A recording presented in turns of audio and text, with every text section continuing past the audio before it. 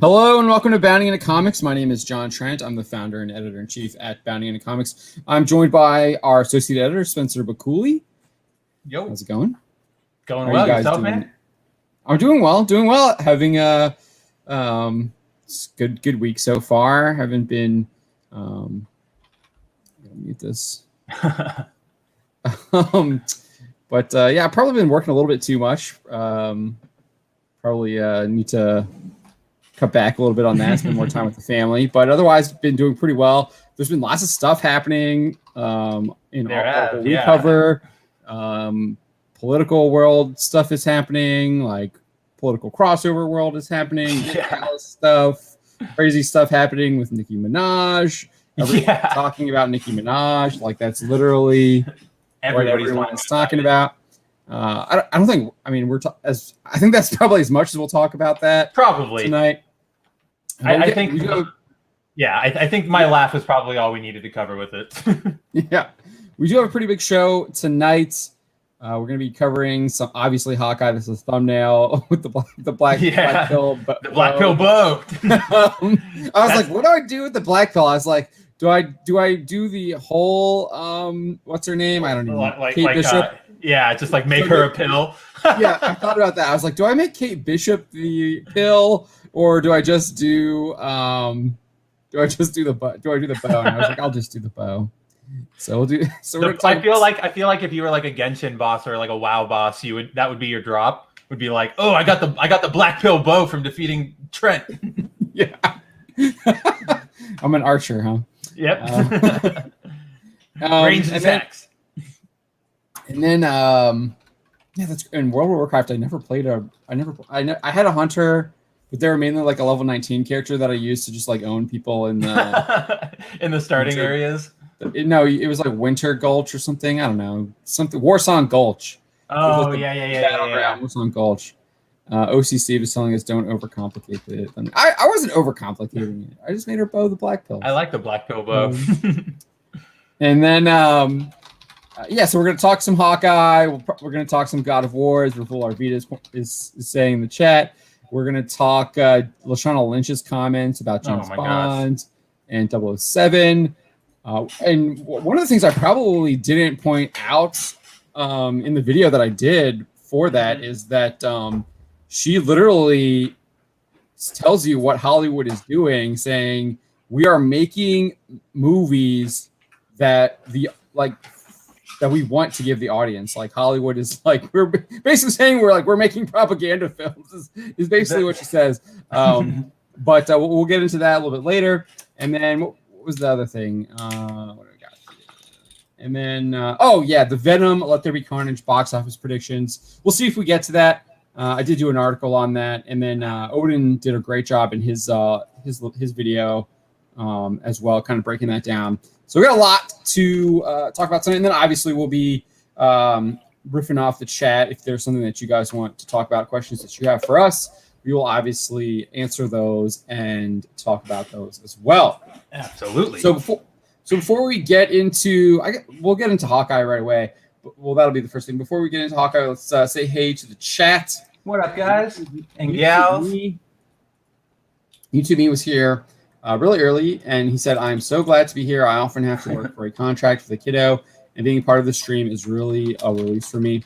I'm glad that we can make that happen for you, YouTube. We're glad to have you. We always, I'm always enjoying your comments in the chat, keeping me on my toes, and you definitely glad that you're here. We appreciate that. We also have Dr. Alex Dean, PhD, Electrian, who is really a lobster in disguise. And YouTube wasn't hogging. I mean, he was telling a story. I don't think there's anything wrong with that. Feel free to express yourself that way. And I'm really glad that YouTube Me is here. So I don't have any problems. I love YouTube Me. Hogging the spotlight. The chat. Can't hog the chat. I don't think that's possible. You all have right to the chat. Hog it all you want. Yeah. The only way I feel like you could hog the chat is if you were like just spamming stuff, and that's when you like get banned, and hopefully some of our mods will be able to take care of those people. Look at you, Mark. Tahelen29 is here. He says, don't forget Supreme Heretic has his interview today on John B. Wells channel. Yeah, I think that's starting up like right around now. We're starting at the same time. But yeah, Drew is over there. OC Steve is here saying there's What a up, lot of Steve? pre-stream chatter. That's what we like to see. I like to see that pre-stream Love to see you chatter. guys. Oh yeah. Bunny with the keyboard is here. He says, "Hi, all not feeling great tonight. Aw. Got comments for Hawkeye and for God of War. Oh, that sucks that you're not feeling great tonight. Yeah, Hopefully sorry we'll about be that, able bud. to cheer you up. Lighten the mood. I'm definitely looking to see what you have to say about Hawkeye and God of War as well. Mark Lasirth is here. It's good to see you, Mark. He says, "What if is sad? It can tell any story, but takes a few MCU stories and just twists them. There really is no ending on most of them." Yeah, I mean, like I said, I literally watched the first one, saw that it was just changing Captain America: The First Avenger, and had no interest in watching anything else that they put out. I liked 2 episodes. You guys have heard me talk about it. I don't know if I like the Doctor Strange one is good. I don't know if I like it. Like personally, I can recognize it's like one of the better ones though. I like the one where all the Avengers got killed before they could become the Avengers. And then, yeah, I agree with you a lot. Like this last one had a really interesting premise, but they don't know how to end it. They kind of just end it right in the middle of the story. Yeah.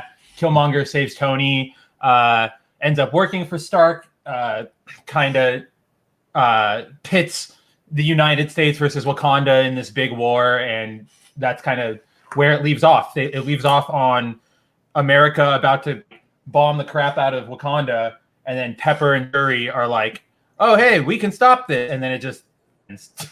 Pepper and who are trying to stop it? Shuri, okay. T'Challa's sister. Yeah. Okay. It's not. That doesn't. That doesn't. I don't know. I don't really see it as one of those. So I'm not that. It's just. I mean. I was like, I thought at first it was like Pepper and Happy, and then you're like Shuri, and I was like, oh, okay. I mean, I think Shuri's inclusion is dumb, but Pepper's inclusion makes a lot of sense. I mean, she's Stark's second in command. Well, that's what I was saying. I thought you said Pepper and Happy. Yeah. So that, like, I was like, they're trying to stop the U.S. from bombing them. So that makes sense. We got Father Christopher Miller's here too. He says, "Hail chat, rest in peace, Norm Macdonald." I was watching some of his SNL Jeopardy earlier today, and I was cracking up. Oh man, I watched an old. I've been watching old Weekend Update clips of him, and man, they just can't tell jokes like that anymore. Even the ones that aren't like even that dirty or bad, like he would get in trouble for them. I did watch the moth joke that he tells to Conan, and it was the punchline is fantastic. Yeah, but it takes forever to get there. I thought it was funny because I don't know if Conan was like trying to be part of the bit or not by like saying like, "Come on, are we there?" Like, how long was this car ride? I don't think he was part of the bit. I think that was just him being him. He was like, where's the punchline here? What is this? But it kind of works. That like Conan's is like he almost becomes part of the bit because he's feeling what we're all saying is like, dude, like, what's the joke? Get on with it. Yeah. But the punchline is great. I'm not gonna spoil it. I definitely go look it up for yourselves. Watch it. DZ3 is here. Says hello everyone. Neo the Fault says, "I guess the stream's over, ladies and gents. Have a good." No, we're just getting started. We're on Gary time, as some people like to say. And Shinkai Atsuya is here. Says, "Hey, Shinkai, what's up, Shinkai?" All right, I think Zax is here. Hey, Zax. Luigi Metal 64. Hollywood is making a Chocolate Factory prequel movie. Nobody wants rehashes of existing ideas. Oh, that's right. Yeah, I heard about that. Cannot make anything new that happen to have required basic structure. Yeah, dude, they're making a movie about Driver. Like that's how uninspired Hollywood is. You guys even know what Driver is? They already did, didn't they? No, they haven't done Driver. They've done like Need for Speed. They did like True Crime LA, and yeah, they just announced a new Driver movie with nobody yet. But it's like, why are you doing that? I could have swore they had that. Maybe it's the same project that's been in the works for a while. Maybe it is Driver's the Hollywood stuntman he drives the getaway car for people, but he's a Hollywood stuntman, right? I've never played him. I'm talking about the comic. Oh, it's not. No, it's the video game. They're making it on the video game, the driving series, like the it's just like an there's action driving game. Because there's a Driver comic book that's based off of a movie that I think was based off of. Are you talking about like the one from DC? No, I think it was like a Dynamite book. Can't remember. But yeah, that's what you get from Hollywood. It's all remakes, reboots, and rehash and snooze fests. Comments, it's dangerous to see her. Says I got here early for once. Good to see you. The chat just skipped on me. Just another red shirt is here. Good to see you too. Just another red shirt. Appreciate that. Father, apparently he's being. Oh, they're talking about why Norm Macdonald got fired way back in the day from SNL. Oh. Black Angus Reviews is here as well. He says hello. We are not talking about Drive, Black Angus. That is a good movie, but that's not what we're talking about. We're talking about maybe that's what I was talking about. Drive, yes, with Ryan Gosling. Yes, that's what I was talking no, it's not related to that at all. It's that's an adaptation of the book, which was also a comic series. Yeah, I'm pretty sure that's what I was talking about. Drive, I guess Driver. Okay, I got it. Drive came from a comic book. It was like, there is a comic book series, but I think it was originally a novel. The same guy who did the it's a book for sure, but I didn't know they made it a comic. It's by that Hunter guy. Look at that. It's from IDW. Yeah. Back in 2015. Okay. Is that okay? Was that before Drew? the movie? Drew, it's supposed to be on. Yeah, I am. It starts in. In a little bit. in about an hour or so. So. Okay. I'm just guys. I'm antsy. Can't stop. I don't blame you. You got this. Yeah, I'm gonna try to kind of when I get on there, just kind of talk about some of what we do as well, because I want to make sure that I spotlight us because we all deserve it. So I'm gonna make sure I kind of talk about what we do and some of the stuff that we report on and everything. So people get a good idea, because that's what I put for the topic tonight was talk about the culture war. So there's lots to talk about that tonight. We were just we opened up the show saying that like so much stuff happening. You got like the Nicki Minaj stuff now. I guess she did like an Instagram post. I mean, I know we said we weren't going to talk about her as much, but dude, she's here now, so she's literally getting red pilled in real time, John. I mean, it's crazy because they're rip his internet. He'll be back. The interesting thing about that whole situation is, she was one of for the longest time, one of the dyed-in-the-wool followers of these people, and never really, or even if she felt different, she went along with it and never spoke out because, like most celebrities, they're afraid of being blacklisted, because that's a very real fear for a lot of them. So the thing is, I mean, you saw what they did to Kanye, so yeah. Yeah, I mean, so the thing is, like, she just came out and she said all that tonight. She said, look, some of your favorite celebrities right now aren't saying anything because they're afraid to. Basically, that's actually something I've actually been thinking about a lot, that I was going to do a video on my I don't even know what it's called now. It's been so long since I've done it. I think it's called like the Trent Report. Yeah. Yeah, I mean, she was dropping some serious bombs, dude. I'm just like, wow, this lady, because she never like stood out against this stuff before. But man, I guess since it hit close to home for her, she said enough's enough. And she's now sticking to her guns, which actually I give her a lot of credit for. I mean, looks like she's going to the White House too. Yeah. I don't know how far. But the fear that's something that I just see everywhere. It's so palpable. That's what I was talking about. I was thinking about doing a video on that and just how that fear. Yeah, you see it everywhere. It's like I can't explain how like when I say everywhere, I mean it's permeates everything that you do almost. Exactly. It's like just like I could just go for a drive somewhere and like there's a dude walking down the street by himself wearing a mask.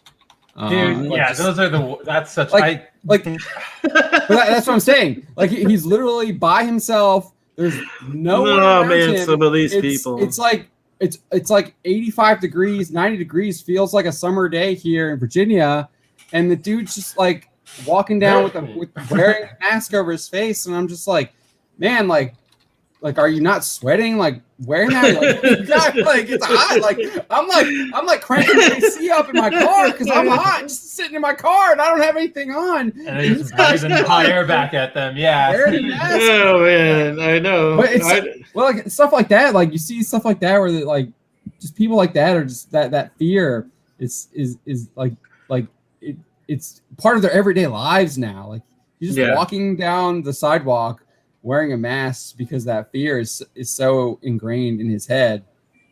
And so that's what I was going to do a video on that. I'm still working out like in my head how that's going to work, but that is something I'm thinking about doing. So that probably, if I do that, I will put that up on like the Trend Report. Yeah, absolutely. Because it's a good one. And it's really fascinating just to watch because all day long, you know, this thing that's been playing out with Nicki Minaj has been crazy. And Father Miller, good night, you know, if you're still here before you leave. So good night, buddy. And Hail Redshirt, great to see you, and Zax and Rupula Arvita and everybody. Great to see you guys. And Black Angus, what up, dude? I'm just like sitting here like fascinated by that all day long because it's just been crazy because she's just kept the stuff coming. And then when people, I guess, tried to pile on, she can't on Twitter anymore. She's from what I understand, they put the ban on her on Twitter. Yeah, she went to like Instagram. And she's doing like Instagram live videos now. I haven't watched that. I saw a report of it, but I haven't. Yeah, she did an Insta live, but she told people, see, they silence you. Like she would just like flat out, dude. No, I mean we've seen this. I mean we don't talk. I talk about this internally, but I don't really talk about it on air. But like we can see where they're censoring us. Like it started. Like we saw. I mean, obviously, we talked about it on the website where Facebook literally like deleted our Facebook page.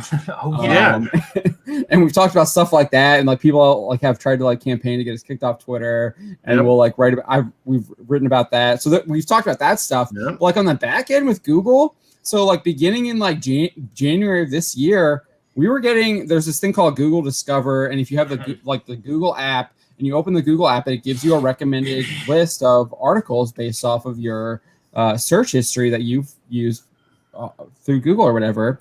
And we used to get around like 3 million impressions a month, 2.5 to 3 million impressions a month on that. January 2021 comes around, our impressions dropped to like 50,000. So much. Like just absolutely drops off a cliff. And it's never gone back up. And it's just, I mean, it's like there's some months it's down to like 20,000. Yeah. But it's not stopping us. Because we've actually seen awesome growth to the website. People come to the website just by themselves now. They're not finding it through a lot of these platforms, which is fantastic. Really appreciate that. Yeah. Especially if anyone who does do that, we really do appreciate that. And it ticks up every single month. We're seeing more people come to the homepage. But we see that. I mean, we've been seeing that all year. And then I mean, I guess like last month, I did a Google News search just for like Bounding into Comics, and Bounding into Comics, all right. Well, no, if in the Google News, like you would think that like the articles that we published that day would show up. Well, no, it was like stuff from like 2-3 months ago, and then it's other people that were writing about us. But if you do CBR, comicbook.com, Screen Rant, Variety, any other website, you just get search their in latest. Google News, you get their latest stuff, you get their latest stuff, and that's just on Google. And then Spencer did a search by himself, and he said when he used it on DuckDuckGo, you actually see everything, our articles in the news tab. Of course. So it's clearly Google manipulating stuff. So DuckDuckGo, they use Bing, they use Microsoft's Bing search engine to populate their search engine. But still, you can clearly see that Google is definitely suppressing us. We don't usually talk about that, and I mean, because you just got to deal with it. Like that's kind of something that's like out of my power to really deal with. And my goal is to grow grow the website organically, and that's what we're doing. And just you see this all the time, man. People are just, like Geeks and Gamers just had Alex Nerdrotic Geeks and Gamers just had Alex Jones on, and you got like this veto guy trying to like get them banned. He's like tagging YouTube and literally trying to get them knocked off. Matt Jarbo. Vito is like the unhinged hater of everything. Like I really want to because I love talking trash to Vito, because like remember Spencer, I went at him. He didn't have no comeback, man. He never does. Yeah, he's trash, man. And I was like, I want to tell him to just come on and debate me. This is how dishonest this guy is. The first time he came at us, like I was just like baffled, because I just thought he was being an idiot. He DMs the Bounty into Comics account and is like, "Hey, I don't really hate you," and like says like, "If you're getting annoyed, I'll stop it." He like literally like it's for drama. It's all for drama. Like he literally like admitted it, and I was just like, "You're not annoying me. I just think you're an idiot." Like I said that. I think you're stupid. I don't think I said you're You're not annoying me. You're an idiot. Because he's coming after us for a Star Wars article or whatever. He's so triggered. He's so triggered by people criticizing Star Wars. No, man. But so you have people like that trying to get other people taken off platforms and then you obviously have like Facebook. I think the Wall Street Journal came out with a report just this week saying that there are two classes of like justice. One for their like blue checks, where they like won't delete their stuff that like violates their community standards, and then another class of justice for people that aren't their blue checks and they just get insta banned. That's exactly how it is, dude. It's it's what I like to call the blue check bourgeois, because that's exactly what they are, the blue check bourgeois, and they get away with anything that they want. And then the average person that says something, boom, you're banned like right away. You know, it's stupid. So stupid. Yeah, Bunny with the keyboard's asking. I don't even think people use Parler anymore. I still post there, but like when we first were using it, there were so many people on there. I just don't think people are on there anymore. No, I think a lot of people. Bunny went to different places. Now. They went to like Getter, and they went to like local. I use Telegram. I see a lot of people use Telegram. Yeah, I really like Telegram. I wish more people would follow us on Telegram, because it's another platform where people really can't like kick us off, because it's like an email list almost, because you can just join the Bounty into Comics channel and like we're not gonna ban you. Yeah, dude. So the producers for this program I'm about to be on, the producers for Caravan to Midnight, when they called me, the one lady, I think it was John B. Wells' wife, she said, you should think about using Telegram. She's just telling me about that. Yeah, I follow Michelle Malkin, James O'Keefe, Jack Posobiec. There's Cassandra Fairbanks is on there. There's a couple other people, and then I also use it as like a text messenger. Like I can message my buddies on it too. So it's like a Facebook Messenger. Well, Jorge got me on that Signal thing. Yeah, he's on Signal. He was on Telegram. I'm trying to get him back on there, but he's using Signal. I don't know why. He got me on that Signal thing. So, Hail Bruce Lombardo. The censorship it's not going away. Mm-hmm. I mean, there's just I saw something about there's Chase Bank is still doing stuff to people. I remember they were going after Lady Alchemy, Martina Marcota, and they had like banned her. And then they some other like former military guy they had gone after. But I saw something that they General were Flynn, dude. It was General Flynn. There was another one too. Yeah, General Flynn's wife. Chase tells General Flynn's wife they're canceling her card. That was from August 31st. Yeah. So yeah, they're like they went after General Flynn himself too. So you have banks canceling people too, and you know that they're doing stuff behind the scenes. We've seen them like deny service to businesses. Amazon Web Service shut down like Parler. Well, how long is it going to be till honestly, like, you know, we're going to need to have the Vax Pass to even open a new bank account, dude? It's crazy, you know, and that's coming. I saw someone tweet that this week. I don't remember, but yeah, no, I mean, it's not happening in Florida. I think that I just saw a tweet in Florida too, where DeSantis is. Well, I heard that his the law that he signed was held up, where they can't like mandate the mask policy in the schools or whatever. Mm-hmm. Where he was banned for mask mandates, and I saw that got held up. So I don't think that's happening in Florida. If it's going to happen, it's going to happen in New York or California first, most likely. Yeah. Yeah, I guarantee you're right, dude. I wouldn't even bet you money on that because I know you'd be right. I'd lose $5. So yeah, Bunny with the keyboard is saying you need ID to get the vaccine. Yeah, Jack Pasovic tweeted out.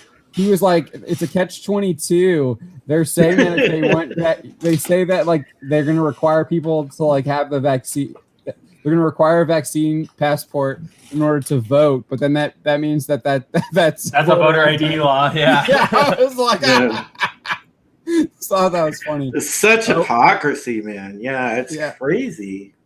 We've got a $4.99 super chat from Bruce Lombardo of Dick's Division. He says, "Hello, Bounding into Comics. Hello, Drew, and hello, person on panel. I don't know. Hey. That is our Spencer. That's our associate editor.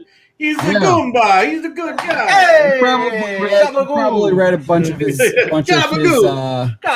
articles. He's done a couple of videos too. He reviewed Star Mortal Trek. Kombat. Yeah, Spencer's like the what is that Star Trek show called?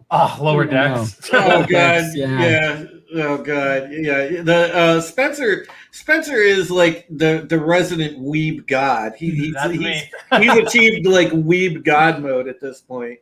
I sit upon a mountain with my stacks and stacks of anime DVDs. But no, you just got all the villains. You're sitting upon all the dead villains that you. All the dead villains, exactly. My big sword. No, Bruce, I'm not going to disappoint you. He's really not. He's actually like a fellow agent. So he's just fake Italian. Yeah. I'm the Italian.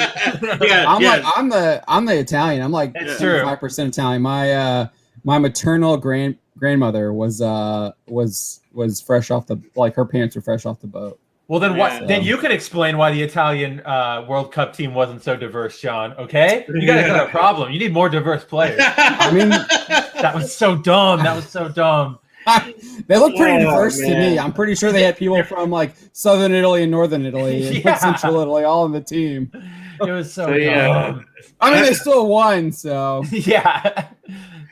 It was the Euro team, right? I think it was Euro, not World Cup, right? It was the Euro. Euro, not World Cup. Oh man, yeah. Spencer started a YouTube channel. He's trying to grow it. He's going to do more content on there when there's time. But he's always got his head buried in editing articles, so he doesn't really have time.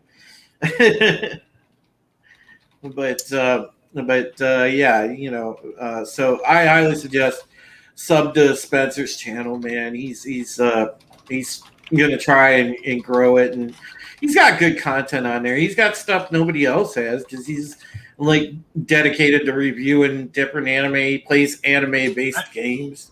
That'll be up there. There's nothing there yet, but yes, that's what I plan to do. It'll be more anime focused than other stuff in our sphere. Oh, and while we're at it, chat. Yeah, you know, as John was referencing before, since that stuff doesn't come up, you know, in the Google results all the time and everything, you know, when you're reading Bounding, if you're a dedicated reader, just bookmark it or add it to your favorites, and then you can cut out all the nonsense that way. You just fire up your rig and you go straight to it, and you never have to worry. So yeah, just use the homepage, because it really helps. And it helps us. It helps our growth. It helps just keep the site for the people that appreciate it. And that's what's important to us. All right, let's get into this Hawkeye trailer. Have you guys seen it? Yeah, I saw it.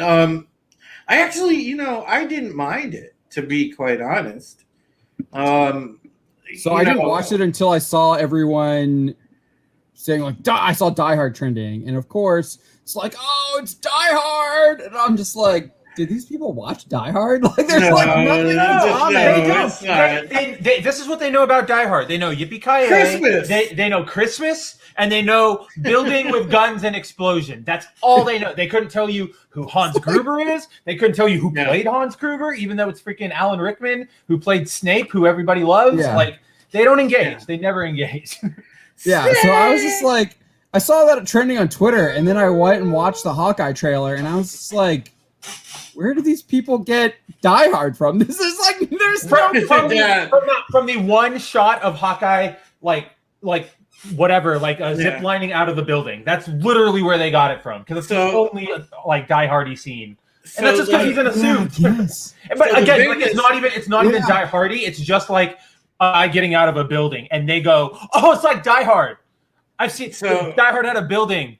So some of the actual Sean the Movie Man is saying Hawkeye trailers like Die Hard 5. I don't even remember Die Hard 5. I don't think so. What is Die Hard 5? Is that the one where they have the drone in like the US or whatever, in the Russia plot? I don't remember. The only Die Hards I recognize are 1 and 3. The trailer could have been better, definitely. But here's the thing.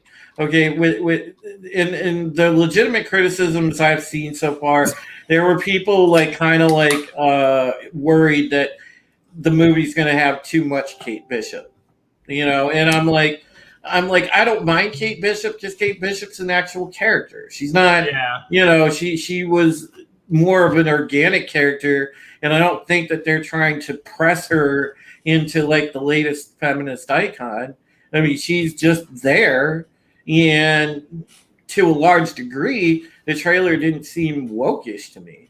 That's where I agree with you 100%. Like, I like Kate because she was introduced way before like identity politics like became a huge thing. Like 2011 or something. 5 or 6, when they got into like New Avengers, I think. Yeah, like Young Avengers, New Avengers around that time. Yeah, whatever it is. And so then so that's fine to me. The problem is, in the trailer, you clearly see that they're taking inspiration from the Matt Fraction Hawkeye run, where he like lived in the building and like fought against gangsters trying to like, do like insurance fraud and stuff. Like, so, and because they're taking inspiration from that, I worry that they'll take inspiration from the other Kate Bishop stories that they've done in the, I think that was like Daredevil plot. I think they used that in Netflix's Daredevil. Oh yeah, they did. That's right, they did. Yeah. So I guess they're just doing it again. Yep. Why not? The make of a remake. Yeah. So the thing that I was like, it was kind of weird because obviously the trailer's cut up, but he like the beginning of the trailer is like he wants to get back to his family, and then he's like, he just like, because he missed them, right? He had those 5 years where he didn't see them, they like blipped out or whatever. So he's like trying to make up for lost time. That's what I mean. I think he says that. And then he's just like, something came up and I got to handle it because it's something in his past. And then you're like, I'll be back for Christmas or whatever. And then it looks like his family calls him and he's like with Kate and he's just kind of blowing them off. And I was just like, oh, that's kind of weird. Like I just thought that was like a weird characterization. Like, is he really like, he's like, wants to get back to his family so much and like make up for lost time. Well, like, and I get that could be a character flaw. So that could, if it's well written, like you could have that as like, yeah, he wants to do this, but he's always being drawn into something else and being pulled away from his family. So that could be something that they do. But the way they portrayed it in the trailer here, it seemed like it was very superficial. Well, I'll tell you what. I noped out of Loki. I didn't watch that at all. I didn't watch the What If stuff, but I don't know. I might give this a chance. I'll probably watch this.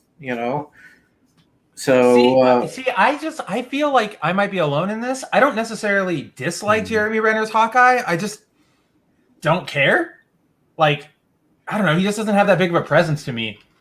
Even all of his scenes in like Endgame when he was like running with the gauntlet and saving. Well, yeah, Jeremy Renner is just like, he's like one of those actors. It's like when you see like and you'll understand like this comparison, Spencer, that I'm about to make. But when you're watching football or whatever, and you see a player that's like kind of good, but he has his moments when he's like really good, but he's not really known, and he doesn't really stand out quite a bit of time too.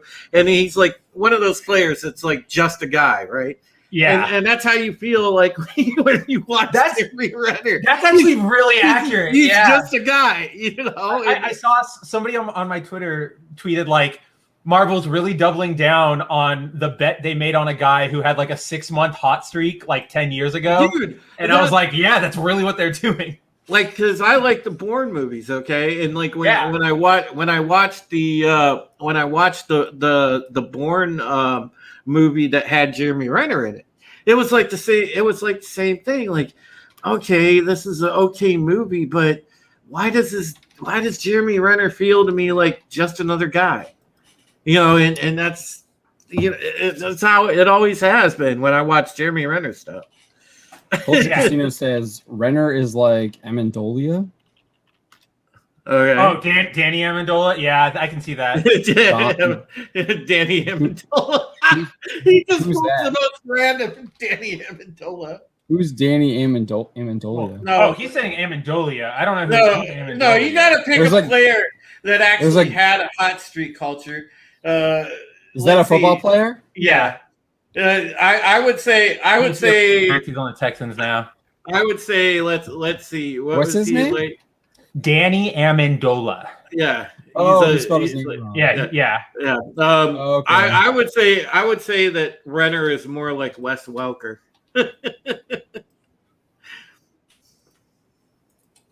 Wes Welker like won a bunch of Super Bowls with Brady, didn't he? Yeah, but dude, he wasn't that he good. didn't do anything. Yeah, he was on the team and he had those moments, but it's not like when you look back, like, oh, remember that Super Bowl winning team with Tom Wes Brady and Rob Gronkowski and Wes Welker? No, like, I don't know. I remember him being pretty good. I don't know. I remember him being pretty good because he was always doing the shorts, the really quick slants, and then he would be able to like break free from the tackles and like get like tons of yard after catch. I don't know. I remember he could do it. But the thing is, like, how often does he do it? Like, Jeremy Renner's a good actor; he can act. But how often do those performances like hit? Like, how often are they like super memorable? Yeah, because when you're watching Renner movies, dude, they like all run together. You know what I'm saying? It's just like because it's like almost like the same vibe every single one. It's like, dang, bro, come on, give me something different here. Because I'm trying to share the screen and it's not working. So because the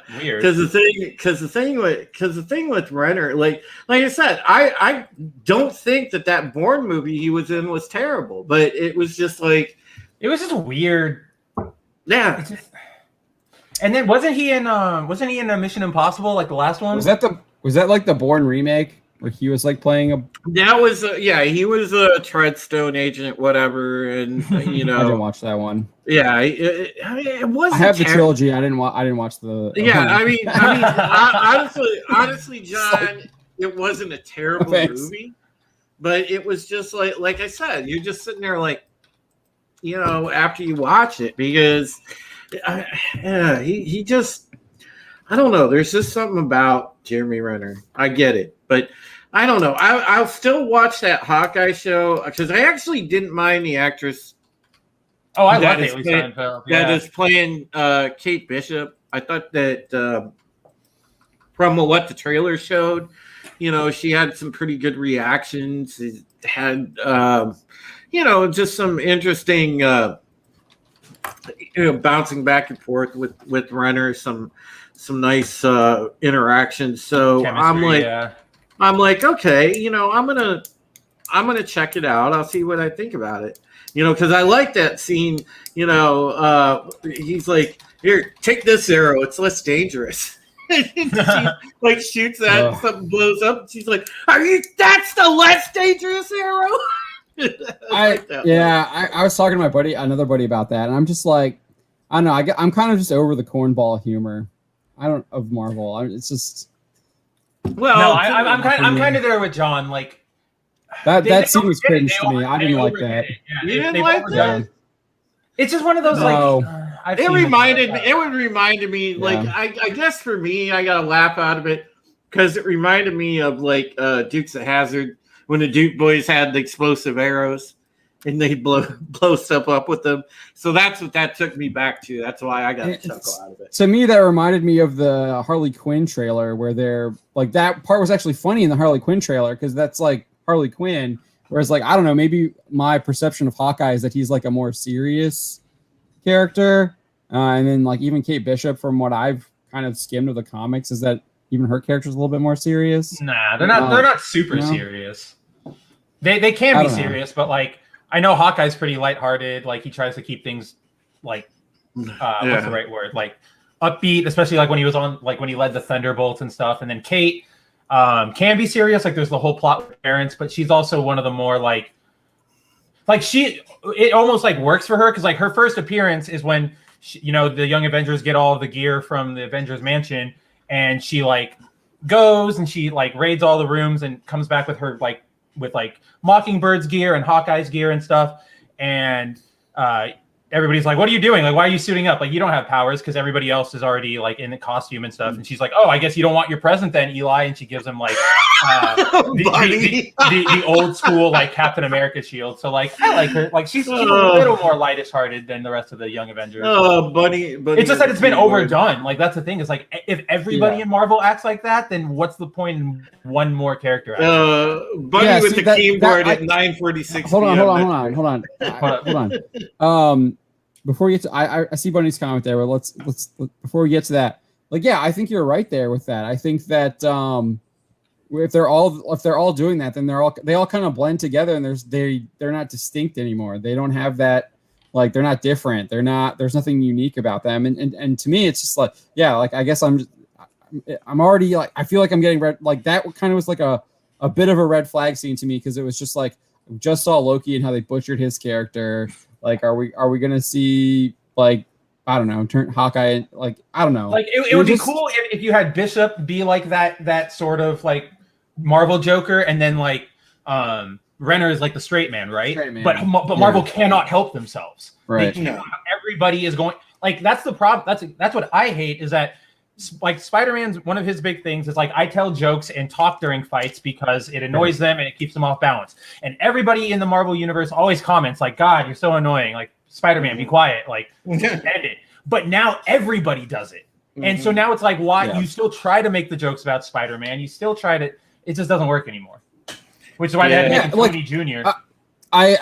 I remember that I was watching the Real BBC with Hilbert vs. Babyface, Mahler, and Gary, and they were talking about that scene in Avengers where Hawkeye shoots the arrow at Loki. Loki grabs it out of the air, thinks he's got him, and then it blows up. And that was I thought that was like a great comedic scene, but it was also serious too, right? Like because it was like Loki thought he got him, and Hawkeye's like, "Ha, I got one on you, bud. You didn't see that coming, did you?" And it was still like it was still like real to that world. But I think that's exactly what it is, John. Because like in that joke, that was the less dangerous one. It's like Hawkeye knows what he's giving her. Like he should know that if she was using regular arrows and he gave her an explosive one, that one is bigger. There's no logical reason anybody would say otherwise unless they were trying to make set up that joke. And then it feels really forced because it's like, again, Master Archer, right? Like why would he confuse this stuff up? I don't know. It's so weird. Yeah. Well, it's like I feel like they're trying to go like it's like a trope you've seen where there's like stuff in the van or whatever, and like the person's trying to figure it out, because because he's driving and he can't like give it up, and she's like trying to figure it out, and then they're going through like, is it this one? Is it this one? Like, yeah. So I don't know. I just it didn't hit for me. That scene. I get that Drew liked it. It would have made more sense if it was like Hawkeye handed her the bomb arrow and she was like, "What? No, I don't want to blow something up. I'm gonna get another arrow that's less dangerous." Right. And she looks for something in the van that's less dangerous, and it's like a mini nuke when she fires it. And the joke is like, "Oh," like after she fires it, and Hawkeye's like, right. I told you not to do that." No, that's funny. Yeah, I would like that. That would. Because that's similar to the Loki in the Avengers. So I know I know we get to Bunny's comment here. Where did it go? There it is. We all know how the show will go. Yelena will kill Hawkeye with a golf club. Kate will want revenge, but she'll learn that femmes in the MCU can't be evil, so she'll just end up playing guitar. No, she'll. Kate will just end up getting super jacked. It's a Last of Us. I know, that's what I'm saying. Okay, she'll end up like Abby. or if they want to like find some inspiration from Thor #5 by Jason Aaron, she'll like give up and like say, "Hit me in the face, Thor, please." Oh my gosh, worst. I want to like everybody should be forced to read that every day. The one thing that scene did that scene did spark my imagination. It's like I want to see what kind of other arrows Hawkeye has. Yeah, let's see that stuff arrows. Like on screen. Let's see all these like cool trick arrows. Like what else? I definitely want to see that. I want to see a bolo arrow. I like when he shoots those. So that's something I would like to see. I didn't think the song went real. I get it was a Christmas song. They're trying to make it Christmassy. They're trying really hard. The scene where he's in the chair and then she crashes in with her chair, that was kind of, I was like, what's going on here? Clearly, it looks like they might stay true to her comic origin because she's dressed up as Ronin when he first meets her. Yeah. So she might be out for revenge. So I actually think if they do that, like I was talking on Twitter to someone, maybe it was Facebook, I can't remember. It might have been on Facebook in the Bounding into Comics official fan group. But they were talking about why they liked Helena Bertinelli as Huntress, and it's because she's like the Punisher and she kills her opponents, right? And I was just like, I disagreed, and I was like, my favorite Justice League Unlimited, and I've said this a lot, is Double Date, written by Gail Simone, and it's all about Huntress wanting revenge on Mandragora for having her parents executed in the house. And that's like she's been hunting this guy for years, and she's finally like tracked him down. And the question is trying to be that conscious for her and letting her know, like, you don't want to do this, you don't want to do this. She's able to get away from him and Green Arrow and Black Canary because they've all like figured out that she's out for murder. And she still is able to get away from them. She finally confronts Mandragora at like the docks and has this realization when she finds out that Mandragora is there to meet, I don't know if it's a son or a daughter, I can't remember, but meet this like his child. And Huntress realizes that if she kills him, she's just going to continue that cycle of violence, and she instead decides to just incapacitate him, and then he's arrested and taken away. So if they do that with Kate Bishop, I think that's actually a really compelling story where she's on this path of revenge that Hawkeye, which we saw him on briefly in Endgame, and then obviously Black Widow was able to like kind of send him on another mission, and see how like really get into that like idea of revenge and the morality of it, and kind of had that discussion. It's a Marvel show, so I doubt that they'll like go super deep on it. But it like because we haven't really like aside from like we haven't seen it yet. aside from like or not Civil War, but aside from Winter Soldier, like Marvel movies don't usually address like big themes. No, for the most part, everything's got to wrap up in a big explosion by the end. Civil War, literally, like they avoided it. They were like, "Oh, let's do the Sokovia Accords," and then just ignore them half the movie. Like, And it did touch on that revenge theme with Tony a little bit in Civil War 2, but I like this looks like it has that potential to really explore that. But then it looks like it's trying to be like a buddy cop drama, and it's like I don't know. I was getting like a lot of buddy cop. Didn't they say that about like Lethal Weapon or something? Like they wanted to take inspiration from that. Yeah, I definitely feel Lethal Weapon inspiration, but like remember like Riggs and Murtaugh, the buddy cop drama there was because they were friends. Oh, right. No, I'm not saying it's a good example of a buddy cop, but I was just saying like I thought we wrote something or you wrote something about where that's where they said they were taking inspiration from. Yeah. Then my next thing was going to be they're trying to take inspiration from that. It's not working. Yeah. So, what else was there here? The bell tower scene where she's like, "I'm the best shot," and then she shoots the bell tower and it like comes crumbling down. Who knows what's going on there? Like, who even knows what the villain? Like, clearly they're going to have a musical episode. I'm just like, okay. I never liked those in the Flash stuff either. I'm just not a fan of that. I'm a fan. I know Odin likes that stuff. I don't like that stuff. I'm like, skip. I get that's the roots of like theater and everything. I get it. Yeah. And I've seen live theater, and some of it can be good, some of it is not good. Yeah. Clearly, but I don't know. Usually when I see that in like I like oh my gosh, what is that? It has all these like big musical set pieces. It's oh my gosh. White Christmas. I really like White Christmas, and I there's some of them I'm just like, why is this even in here? But then there's other ones I'm like, okay, that's really cool. But any modern kind of stuff, I usually like High School Musical type stuff. It's usually, I don't know, it just feels like really corny and cheesy to me. But who knows? Maybe they'll get it right. Vera Farmiga is obviously the villain, even though she's not in the trailer very often. Like, I don't know. I have it up right now. I don't know why it's not letting me screen share. It's really pissing me off. But like they got the guy. It's like Rogers the musical. I don't know. I don't know. It doesn't do anything for me at all. And then they're like at a Ren fair and they're fighting. That's kind of weird. Looks like they're fighting Yakuza. The car's cool. The red car. Mm-hmm. That's chasing them. I think the car. Are they in the car? Or I think the car is chasing. I think the car's chasing them.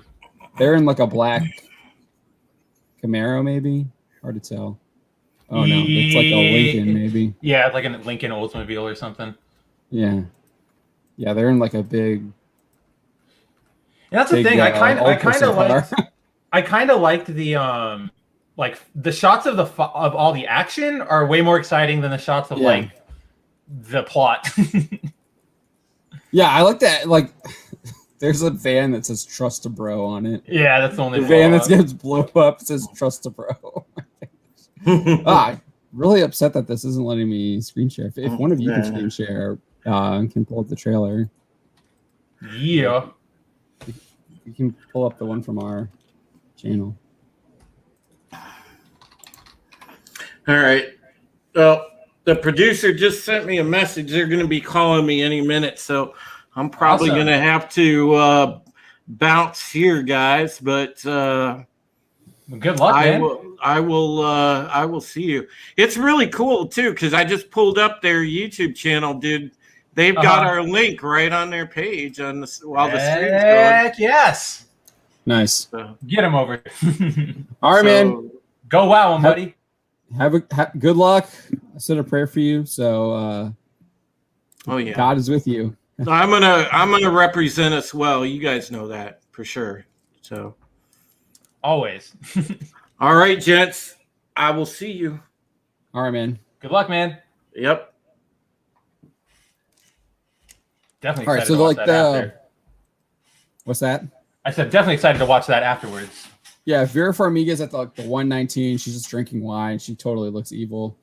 Oh yeah, right there. Yeah. I don't know. They dyed her hair too. It's like really dark. I don't know if I like it. And then like you get the Ren Fair, it's just like right after that. There's like the rooftop. Yeah, I don't understand what they're doing here because like obviously Ronin and then like a Ren Fair thing. Yeah, see like, but then they're like actually fighting, or maybe they're LARPing. I don't know what's happening here. Yeah, so this is kind of like what is going on. Jaylee says bounding into sports. Like, this shot looked cool, like the ice rink. Yeah, fight. that shot. Yeah, the ice rink fight looks really cool. That was pretty rad. I thought it was on the roof at first, but yeah, it's an ice rink. Yeah, that's a car. That is looks so nice. like There's no clear shot of it. I think that's a Dodge. It looks like a Dodge. It's a I think so. Challenger, Yeah, I think it's Challenger. Yeah. And then then you get the Trust a Bro that she blows up. There it is, Trust a Bro. That's with the arrow that she shoots. Yeah. Yeah. They're in like a Oldsmobile or something like that. That's an old person car, man. Going backwards. That's pretty cool. Those big cars.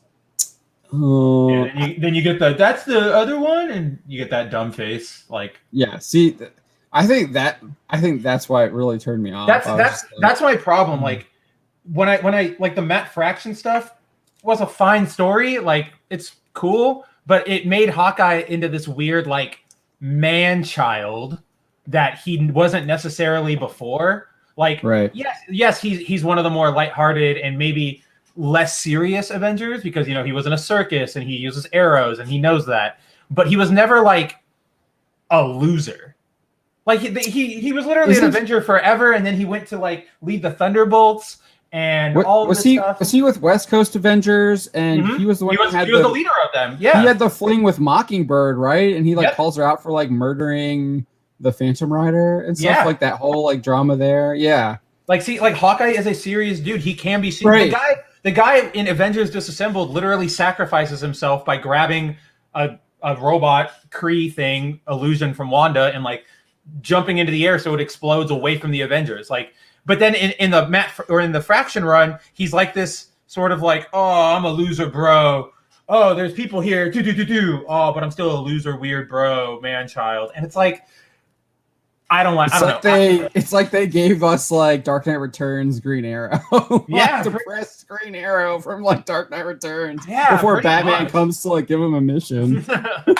Yeah, no, that's essentially what we're getting, and it's like I don't like that type of Hawkeye. It's just not. It's too forced. It's too forced. It's I don't know. A lot of it is forced. DZ3 is saying he's the leader of West Coast Avengers, leader of Thunderbolt. Yeah, I remember skimming a lot of that West Coast Avengers stuff with the.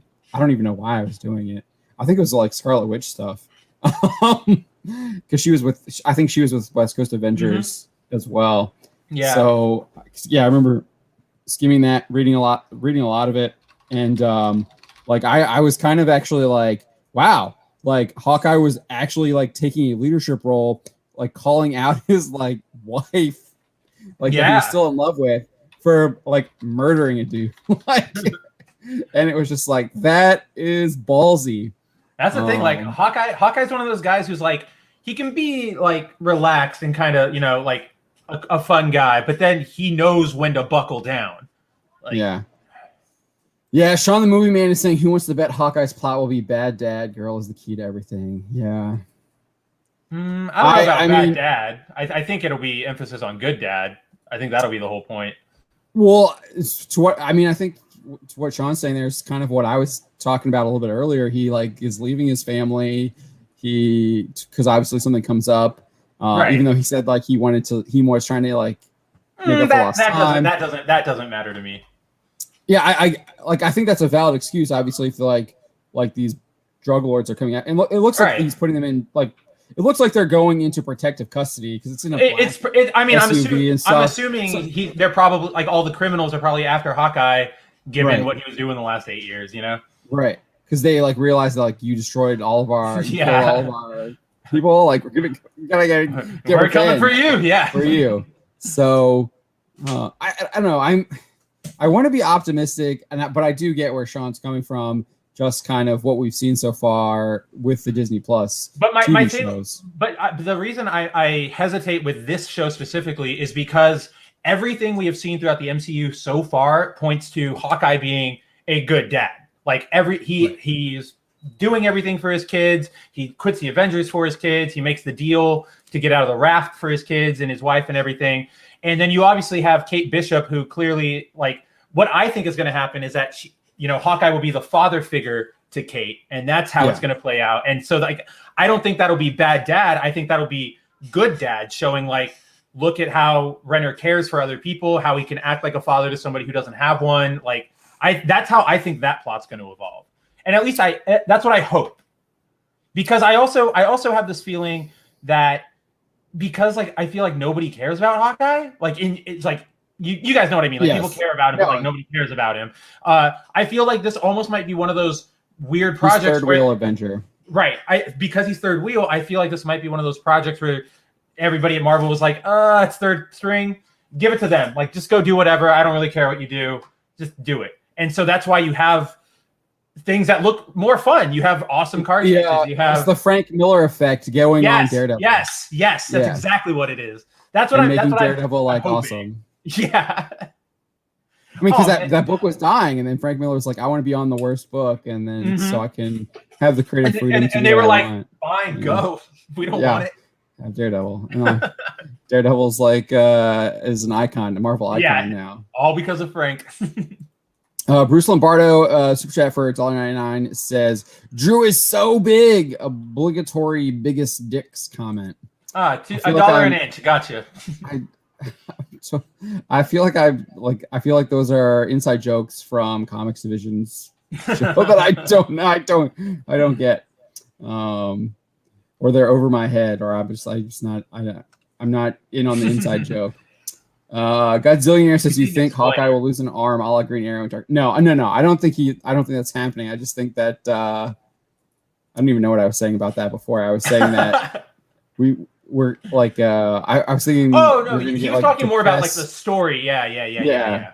Like his mood would be like Green Arrow in Dark Knight Returns, where he's kind of like giving up or whatever before Batman comes and gets him. I bet you this ends with Hawkeye. Obviously, we know Hawkeye's going to quit and give it to Bishop at the end of this, but I bet it's because they basically told us that when they announced it. Yeah. And I bet it's because he goes to spend time with his family, or like he finally like puts an end to it. Like, I'm done. It's yours. Family time. Richard Comics says you forgot it's called the Black Pill Stream. The Black Pill Stream is actually ironic because everyone is like a lot of people in the chat were telling us like, oh, you're always like black pilling. It's all bad, but that's not what I actually believe. Like I think that I think the entertainment stuff is trash, but I believe that like it is hopeful at the end of the day. Things will get better, but I do also think that things are going to get worse before they get better. Agreed. Yeah. No, 100%. But yeah, we are. I think we're like. I do think I am optimistic about the trailer, but I do understand where Sean. I am like. That's the thing. Really soured down in a lot. That's exactly what I was about to say. Is like this trailer, if it was taken by itself and sort of in a like, if this was the first MCU TV trailer, right? Like this was the first thing we saw, I'd probably be more like, okay, maybe they know what they're doing. Maybe MCU's got some life. But because of everything we saw so far, it's so hard for me. Like, yes, I'm optimistic, but there's still that like sinking feeling that I wouldn't bet money on my optimism, essentially. Yeah. Go to 110. He's got like this, like, it looks like my daughter's like veggie pack, like juice pack thing. She eats on his head. Yeah. He's right like, there. Yeah. It's hard. It's blurry. There's a part where he's like, it zooms in on his forehead. Oh, it's right there. Yeah. There it is. Yeah. Like this part from the trailer did like, I was like, it felt like they were making it a joke, like his injuries and stuff by putting. I think it is being made a joke, but I think the joke is not that he's injured. The joke is that they don't have proper supplies. Okay. I hope. I don't know, man. He's an Avenger. I mean, Avengers get hurt all the time. Right. I get that, but like, if the joke is about not having proper supplies. But is he a part of the Avengers? Are they even active right now? Like, we don't know what's happening. Right. I don't know. It was to me. I don't know. I've seen this joke. I don't know. I've seen this joke a million times in a bunch of different mediums. It's always the same thing. Like, yeah. I know what the joke is. I don't think they're trying to subvert us or anything. Usually with meat. It's usually a meat. They usually give you the frozen or like a pea or a pat, like a pea pad, a pea pack, like a pack of frozen peas. Yeah. Yeah. So it's just that. It's a pina colada. Oh, is that what that is? Okay. Yeah, I see the text on the top. Virtue Comics says I was just about to the pilot, kind of like the bait before the switch. Honestly, yeah. The first episode, yeah. Yeah, we'll see how it goes. I mean, that was like the best part of Loki was them showing the flashback to Endgame. Yeah. That was the best part. It kind of was. Episode. And then as soon as he got on the desert planet, it just went downhill from there. Like it was not a planet, it was the desert, the Gobi Desert. Yeah, it was just there on Earth. The other world, because he creates a different timeline or whatever. Which is it fell apart right there. Yeah, and then Sean the Movie Man says, I forgot about Yelena. Yeah, Hawkeye's going down by her hand. Yeah, they teased that in the Black Widow. I don't know. I can see her like side switching. Yeah, I can see her switching sides or whatever. I definitely can too. It also depends on what I can't remember what that. Oh my gosh, what's his name? Created her. I'm blanking on her name. They got the Seinfeld chick to play her. The silver Madam Viper. She's Madam Hydra, but she wasn't. One of them. She was actually like a love interest to Nick Fury. Like Contessa. Contessa. Yeah, Contessa. That's it. Something. Yeah, Contessa. It'll be interesting to see what they do with her because I'm not clear. Like, are they going to go with her as like the actual like Madam Hydra, or is it going to be like the original version where she's literally like helping Shield and is like Nick Fury love interest? So it does seem. I didn't even think about that. Yeah, Elaine, Julia Louis-Dreyfus. So it does seem that she's Madam Hydra though, because she's like telling after Hawkeyes. Yeah, she's basically doing what Nick did with the first Avengers team, like going to everybody, being like, sign up with me. Here, do you want to go get this guy? Sign up with me. Yeah, I mean, remember there was rumors of like Thunderbolts, and possibly there's been rumors of was it Masters of Evil, right? Yeah, Masters of Evil. I mean, she's already got Walker on her team, so I would Say that again? She's already got John Walker on her team, U.S. Agent. Oh, right, yeah. Like, she already did him, and obviously Elena. So I'd be up to see where that goes. So that seems more like Thunderbolts than Masters of Evil, absolutely. Masters of Evil is probably like whatever they do with Zemo, I would assume. If they ever do anything with him again. Yeah. What a waste. So I mean, kind of optimistic, but we'll see. I haven't been enthused about any of the Disney Plus Marvel shows.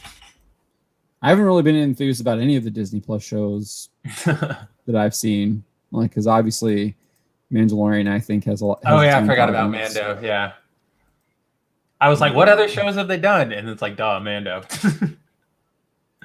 Yeah, and obviously Vere's the villain, but like, I don't know. I feel like what's the hook of the show? I know. That's what I'm wondering too. What is the hook aside from like we have Hawkeyes? Right. And then he's like going to, obviously she's dressed as Ronin and he goes to like get her, and then this is later on because she's in the purple outfit. So OG Ronin, yeah, there's her. Doesn't she in the comics? Doesn't she like have like all the Avengers like gear? Yeah, like part of her outfit. Okay, yeah. Just like their weapons, yeah. Like she has like Mockingbird's sticks, Swordsman's sword, Hawkeye's bow, and then she drops everything but the bow. She gets something from Captain America too, doesn't she? She gets a shield, but she gives it to Patriot. Right. Okay. All right. Do you want to move on? We can. Yeah. Any last words on Hawkeye? Let's do let's do James Bond. Oh boy. Can you pull that one up? I really don't understand why this isn't working. Yeah, I don't know why that's freaking free. Yeah, I can pull it up. Bum, bum, bum, bum. Godzilla says the end credits will be Yelena coming for Hawkeye and it being Kate Bishop, and then become besties. No, I think it's already been reported that I don't even remember the actress's name. Yelena. Which one? Oh, Florence Pugh. Florence Pugh is in a couple episodes, so I don't think that's going to actually happen. Godzilla. The real question is, will it end with them fighting an endless army that is coming through a portal? Yeah, with a skybeam. Duh. Which color will it be, Mark? That's what we got to bet on. Whoops. Oh. Shawn the Movie Man. James Bond, no time to cry. Oh, that's all they've got. Plenty of time to play the race card, though. And that is what Lashana Lynch does here. She claims that reaction to being cast in the new James Bond film reminded her of segregation. Yet one of her biggest critics was the first black James Bond girl, Trina Parks. So ridiculous. Like, it's just too easy to like refute. Like, I'm not saying that she didn't, like, she probably had some nasty comments made to her. Oh yeah, potentially. I haven't seen anything like that, but I mean, just to generalize it like that, it's just utterly ridiculous and hyperbolic. And well, that's the thing. Woe is me victim card. Like, out that she got some of these comments because it's the internet. No matter what you post, you can post the happiest thing in the world. You post a picture of a puppy, and somebody's going to have something crappy to say, right? Yeah. So I don't doubt that she got him. But again, it's just like what you said, John. Like, they're generalizing because while they do happen, they don't happen in the way that everybody's making it out to be, like in this big wave. And also, like, I feel like we needed to have some sort of like internet literacy class back in like school, because these people don't understand that, like, those people who were saying that 9 times out of 10 or like 90 times out of like 91 times, those people are just saying crap. They're just spouting off on the internet. They're trying to be rude to get a rise out of you. Like, that's the internet. But the problem is they take every single one as if it's a real credible person in front of them saying something. And that's the narrative they build. And that's why for like us and our readers and everything, it's such a disconnect, because we're like, no, it's clear, like, Butt Biter 92 is not a real serious person. Like, we know this. But everybody in Hollywood goes like, oh, Butt Biter 92 is coming for my children. File a police report. And it's like, it's just ridiculous. So the backlash came from, like, because I don't think there's really any backlash against her being cast in the film. There have been black people in James Bond films for like a really long time. Felix says the CIA guy. I don't know. I was watching something from like I feel like, I don't know. I'm like not the biggest James Bond expert, but I was watching, what is it? Never Say Never Again, and that was Felix is a black guy. Like, so they made Moneypenny black in this Daniel Craig. I think that's her right there. So I think so. It's like, dude, like, what is, like, right there? Naomi Harris is like Moneypenny, and like no one has any problem. Like, I think people did. I mean, I think Moneypenny should probably still be a white person because that's just who she was. The character, yeah. But like, they're still like, they made those movies, and like, you just gotta, like, that's just who they're using now. But I still disagree with it, but I still think that they did make, I think Craig did make some decent films. Obviously they remade Casino Royale, and I like Spectre as well. The other only ones, one I haven't seen. Yeah. I did enjoy Spectre. So Cutie Cast TV says Live and Let Die. Most of the cast are black. So yeah, there's been black characters in Beyond films for a long time. Yeah, Shawn the Movie Man is saying Dorothy Dandridge, Lena Horne, Pam Grier, Grace Jones broke through racial barriers in Hollywood yesteryear. This actress is just fake virtue signaling.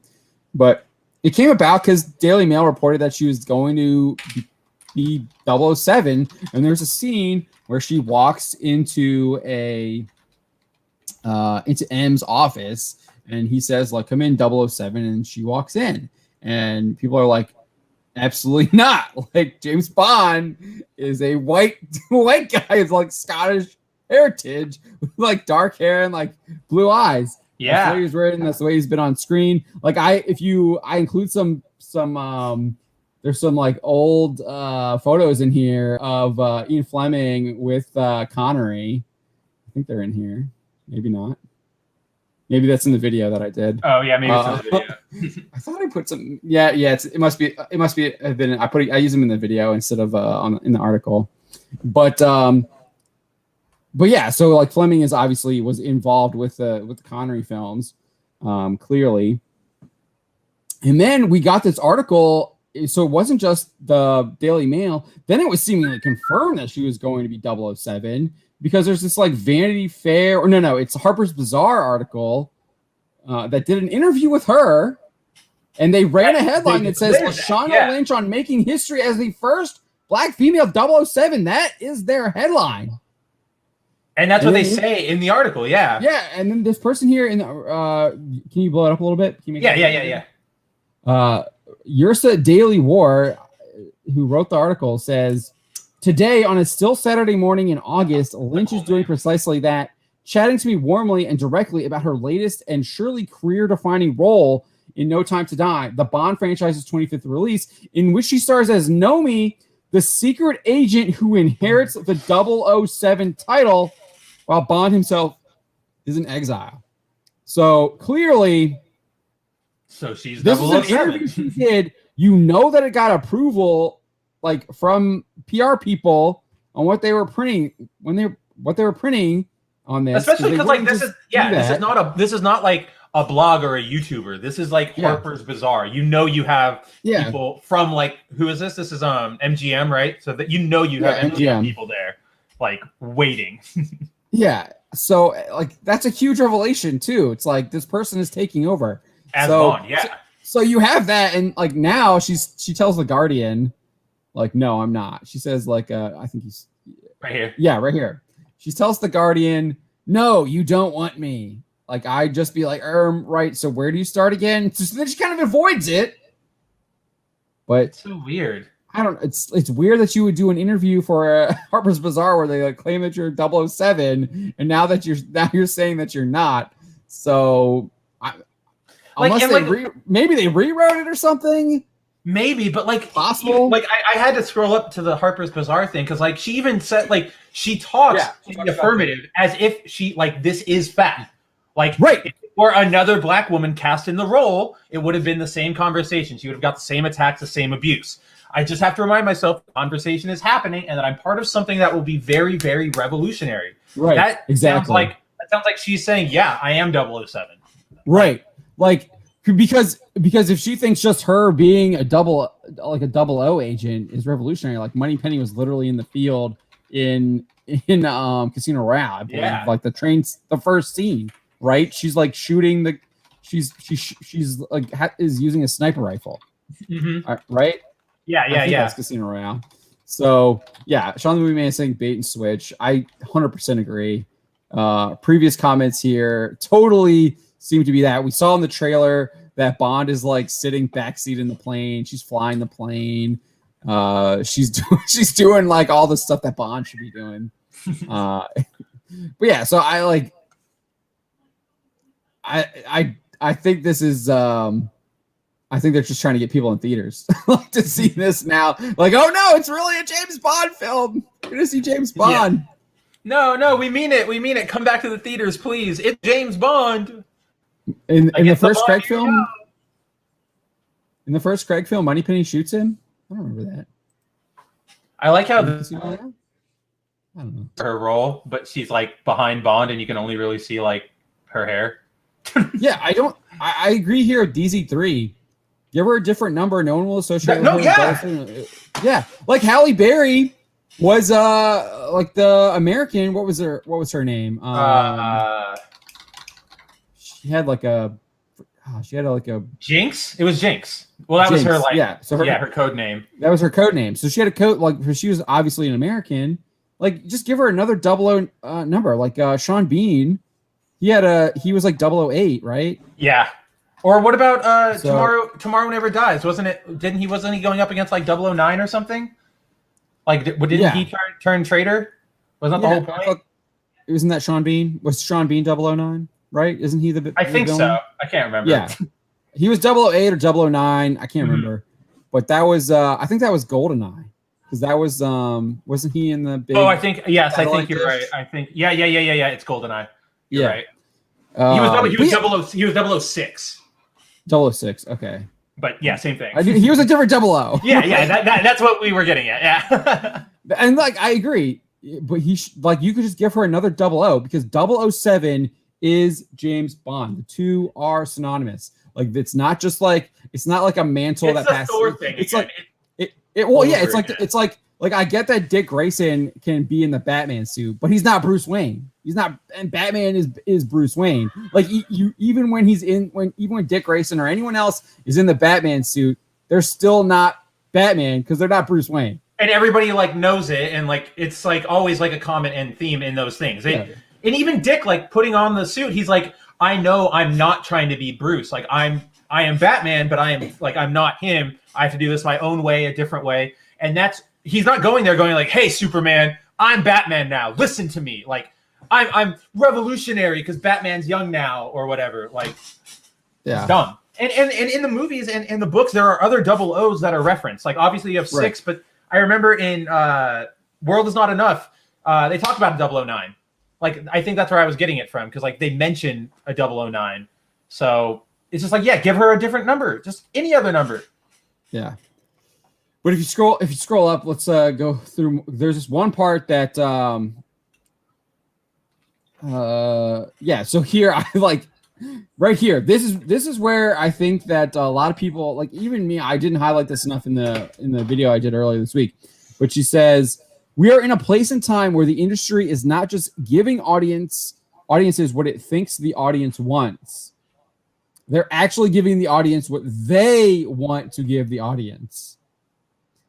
So like we're going to give you something that you probably don't want. We're making this, but because we want to, we're gonna give it to you. And to me, that is exactly the problem with the woke crap. No one wants it except for the handful of weirdos that somehow are able to like control what is being put out there now. And that's what because you must take this because you are such a bad person, and by watching this, it'll make you like a bad person somehow. Right? I don't get that. Yeah, and we see that we're seeing this through like all so like comics, movies, TVs. It's happening like freaking everywhere. I mean, we just did that video of that 2018. I just did someone posted it in our fan group on Facebook. And I was like, wow, how did I miss this? How did we not cover this? Yeah. And there's this Korean, I think it was Korean. I didn't, Don suspects it's Korean because it is Korean. I know. Okay. I noticed the text. The text is Korean. Okay. I don't know. So no worries. I just like copied the the letters and like stuck them in. It was like YouTube channel. I was like, I'm not referring to them. I just don't know. I'm not gonna like what does it say? I don't know. I could be saying like blow everything up incorporated. Yeah. So, but that video, it, like from 2018, hits everything on the nail of the head. You have this earnest guy who has like this idea, and he goes to like his friend or like studio exec or whatever, like some producer or whatever, and he basically just has him like just change everything that this guy had in like the story until it becomes like just a blur. Like it almost looks like the guy. It looks like this guy because it's just like a blob of paint, and like that's just what he looks like. He's like a blob. It looks like a blob. They turn everything into a blob. The guy's idea is totally just ruined. Dude, and it makes me like every bit of this video, guys. If you haven't watched it, like I was dying when it was like it's only like a 2-minute video, and it's just like it's so hits good. It on the head, so good. Yeah, I just love at the end when it's like, yeah, by the end, because he's doing this, like, why is he white? Why isn't he like LGBT? Why isn't he a woman? Like he does all this, and then at the very end, they're left with just like 2 inconceivable blobs, and then he's like, perfection. Now let's add some things in for the Chinese, and then it's like two really pretty anime girls, and then the video ends.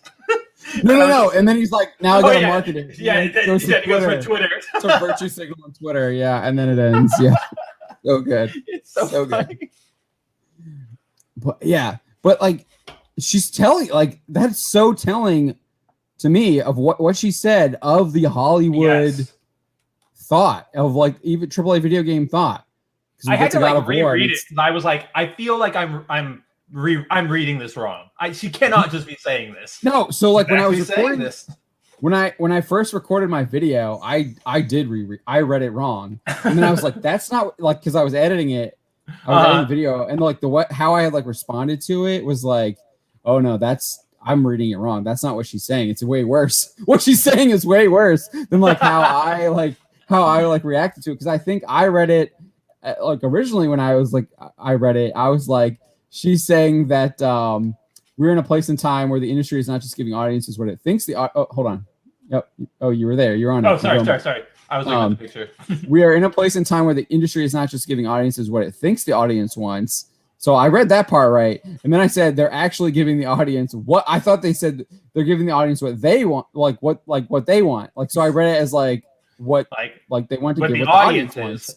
And then I was like, I like kind of just like cut off that last part to give the audience what, like, which is huge. That's like totally changes what she's saying. And I was like, so then I when I was listening and doing the editing, I was like, oh, I got to delete this. Like, this is not what she's saying. It's this is way worse. This is way worse. Like, this is just like, we don't even want to give you something that you want. We're going to give you something that we think that you need. Yeah, this is what you need to have. You need to learn this. This is what you need to be. Like, it's so bad. We're gonna do it through like the vehicle that we're gonna give you your medicine is James Bond. And obviously they use other things to do the medicine too. But Bond's what we're talking about. Yeah. And then so I was listening to Heel vs. Babyface and Naz and Nerdrotics BBC. And so the second part, she says here, with Bond, it could be a man or woman. They could be white, black, Asian, mixed race. They could be young or old. At the end of the day, even if a 2-year-old was playing Bond, everyone would flock to the cinema to see what this 2-year-old's going to do. So like me, I'm just like, no, I'm not going to go see a 2-year-old James Bond. Like, that's just utterly absurd and ridiculous. It's one of those... Hold on. Or go ahead. And then someone in their like super chatted them and was like, so she's saying that a 2-year-old could do a better job than her. I was like, what? Probably. She kind of says. She's kind of saying it there. Like, yes, that's replace her with a 2-year-old and it would just be just as good. And here's the thing about this 2-year-old thing. Like, I read that and my first reaction was like, that's a funny like image, like a 2-year-old super spy, right? Like, it's absurd. You wouldn't see it. It's not a thing. But again, it's one of those things that's like, it's a funny thought to like think, like, you're sitting around with your buddies, you're having a beer, you're like, wouldn't it be funny if James Bond was like a baby? Like, so ridiculous. That's where it should end. It doesn't need to be blown up because it's just not a good idea. So no, not everybody's going to flock to see a 2-year-old Bond. If they made a serious 2-year-old Bond movie, right? I don't even know what to say about that. No, it's an absolutely idiotic idea for this, like, for the James Bond franchise. But you could do something like Boss Baby, right? And it's like animated and it's a comedy, right? And it's like it's animated and it's a 2-year-old who's like James Bond, like, or like a spy. Obviously, wouldn't be just James a spy, Bond. Yeah. Like 2-year-old super spy, I think like The Incredibles. Like if you did a Jack movie, oh man, that'd be fun. Jack. Like that's like cool. That's fun. But that's like, but that's because that's not James Bond. Like James Bond is James Bond. Like he is smooth. He how can a 2-year-old be a womanizer? Like what? You can't. You can have it for like a brief joke. Like, wouldn't it be funny? It's like, hey, I see you around the playground all the time. Do you come here often? Like, cool, funny one-off joke.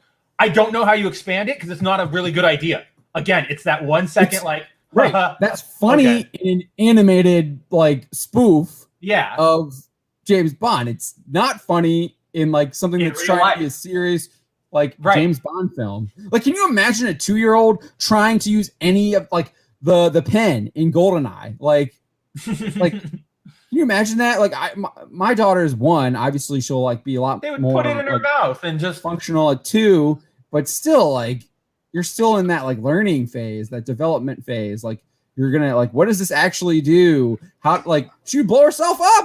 Yeah, exactly. She just started That's chewing what on it. happened probably. Like, it's just like the watch, like all the watch stuff wouldn't be able to use any of the cool gadgets or anything like that. Like, I think we all can agree that like a 2-year-old Bond is just a really bad idea. But I'm like still really stuck on the like on that comment. Like, this is a really big condemnation, like condemnation of her acting. Like, I still can't believe it. Like, what are you saying? Like, so if it's revolutionary, then how is it the same as if anybody was watching? Like, it's so dumb. Like, they don't know what they're saying. They don't know what they're saying. No, the revolutionary part is that she's playing 007. Like, no, but that's what she's saying though. Like, right. Like, if beforehand she says, "Oh, I'm playing 007. It's revolutionary because I'm a black woman," and then in this interview she goes, "It could be a man or woman, anyone, doesn't matter. Everybody's going to go see it." Then it's like, so what you're saying is that it's not really special or revolutionary that you're doing it because you're literally admitting that it's just the Bond name that's going to draw people in. Like, that's what she admits right here, is that at the end of the day, even if it's a 2-year-old playing Bond, again, she didn't say like a 2-year-old spy movie, a 2-year-old playing Bond, because people want to see Bond. No, and I was listening to Nick Rekieta's stream. I think it was on like the Dick Show or something like that. I'd never listened to that show before, but he was talking about that too, and he was talking about MCU. People are they just go to these brand names and they just go, and like that's. People do it. Like, we're seeing it, even if it's not very good. People are still going. I think that like Star Wars, I think is a perfect example. They're not going as like there weren't as many people going with The Force Awakens. I mean, there weren't as many people going to The Rise of Skywalker as there were The Force Awakens. Clearly, the box office numbers show that more people went to Force Awakens than The Rise of Skywalker because it made like I think almost like twice the amount of box office earnings, like over $2 billion. And I think Rise of Skywalker was like barely over $1 billion, if I remember correctly. Yeah, it wasn't that good. Global. So obviously you had like a huge drop off there, but there's still $1 billion. Still like a lot of people went to see The Rise of Skywalker, and I did. I went to see it in theaters. I did too. But you obviously you had Solo that like a lot of people didn't go and didn't make. I did not. Yeah, it's a failure. But like there's still a lot of people that they watch it for like the brand and they'll just like say that it's great no matter what.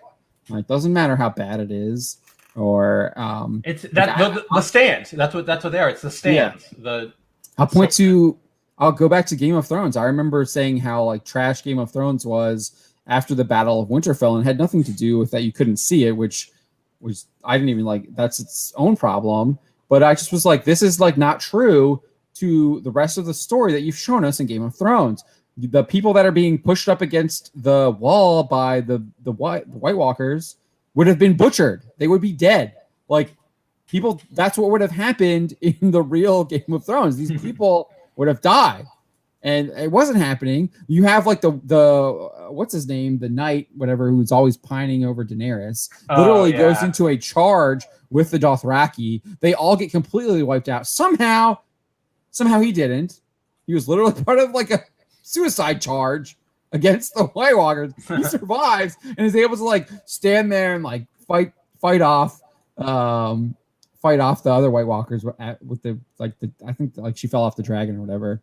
But yeah, it was just like, and I remember people saying like, "Oh no, it's still so good. It's still so good." And then like 2 weeks later, the 8th episode drops and people are like, "Oh, this is absolute trash." And I was like, "Dude, I like was telling you, like these people have lost the plot. They've lost they've lost the story that they were telling. They weren't true to that story anymore. And obviously they weren't true to it because they didn't have Martin's freaking books to base it off of anymore. And they never will. Yeah, and if anyone has actually read that stuff, the first season is literally like one for one from the book. It's literally almost a straight adaptation. Like that's, I mean, you want to talk about, and this is what I preach all the time is that that's what we want. Like we want these. Like I don't like care about like your version of Batman. Like I already have all these versions of Batman that are great. Like give me Nightfall. Just adapt Nightfall. Like in a TV series. Like boom. Like you've done it. Yeah, it's great. Like because the stories are already there. They're already great. That is why the Teenage Mutant Ninja Turtles movie is so freaking good. The first one because it freaking just adapts the first comic. Because that comic is great. I agree. Like that's why anime is so great for the most part because it adapts the manga almost one for one for the most part. Sometimes, yeah. For the most part, I think for the most part.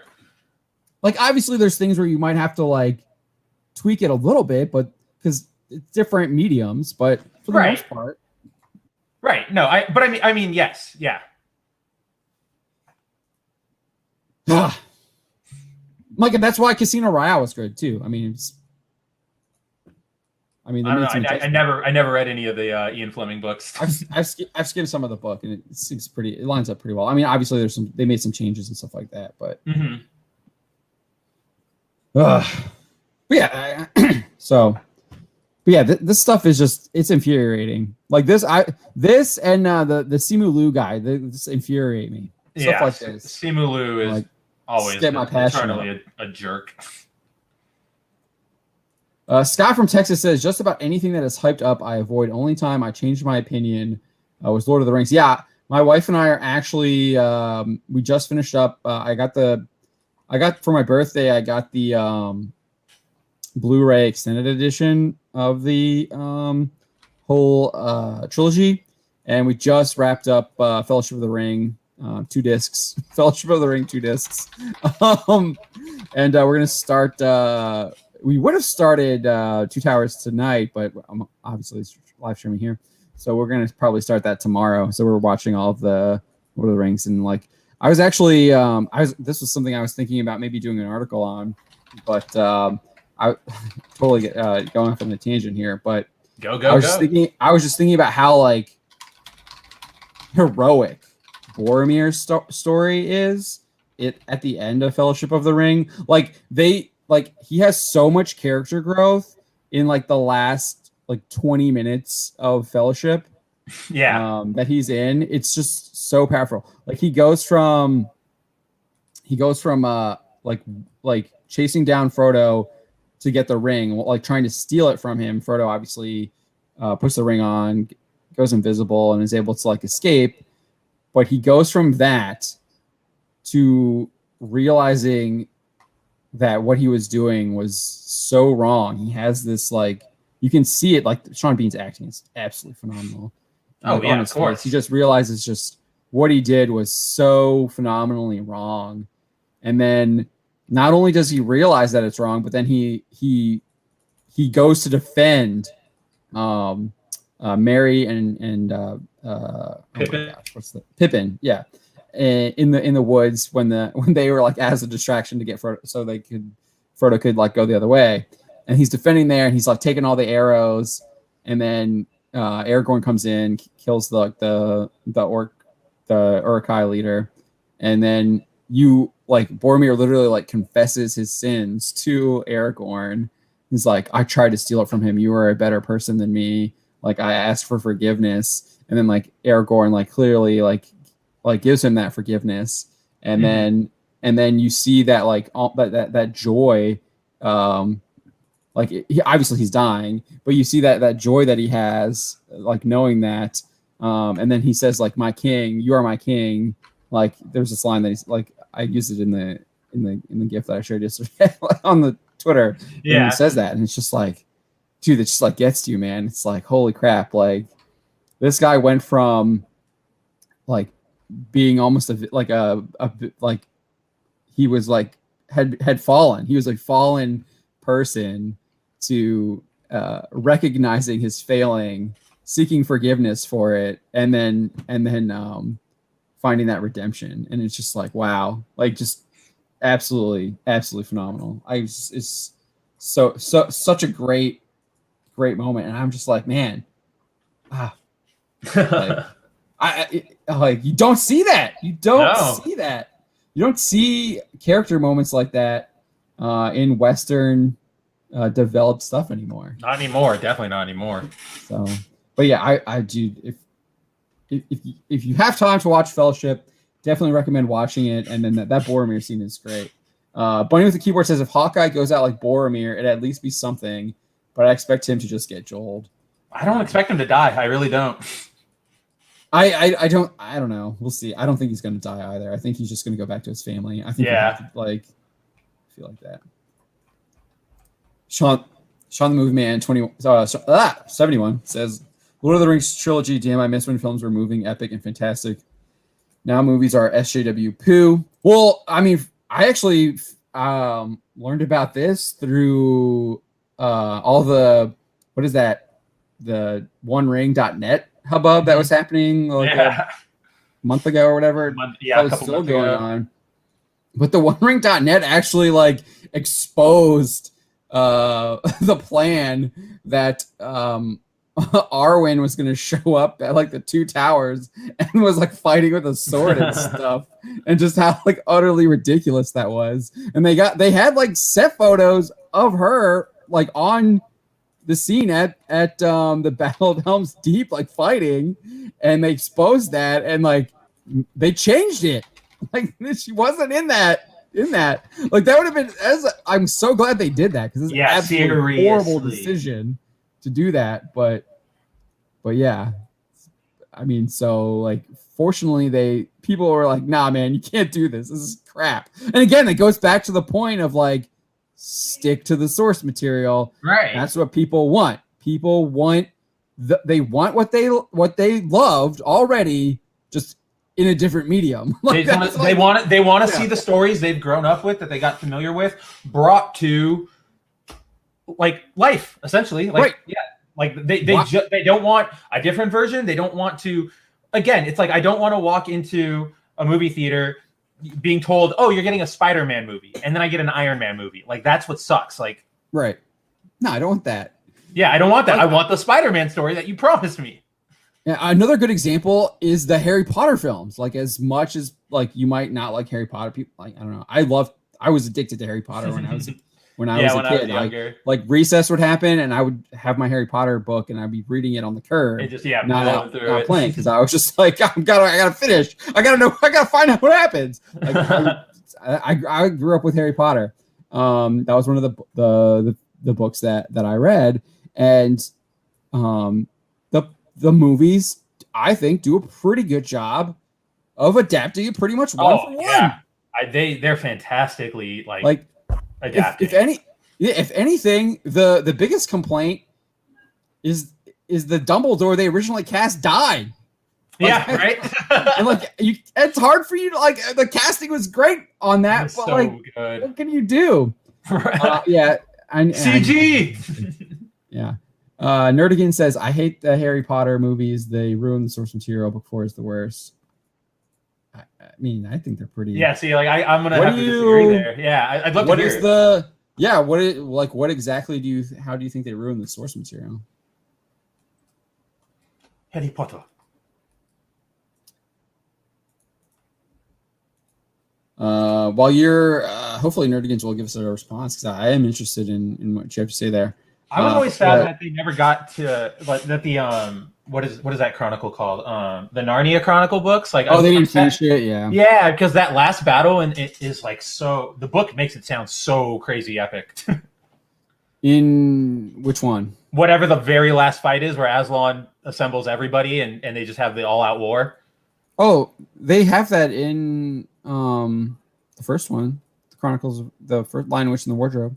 Yeah, but I don't think it's the same fight. Let's see. Maybe it is. Maybe they crammed it all in. It's been a while since I saw that movie. Yeah, Shinkai. Yeah, it's just called The Last Battle.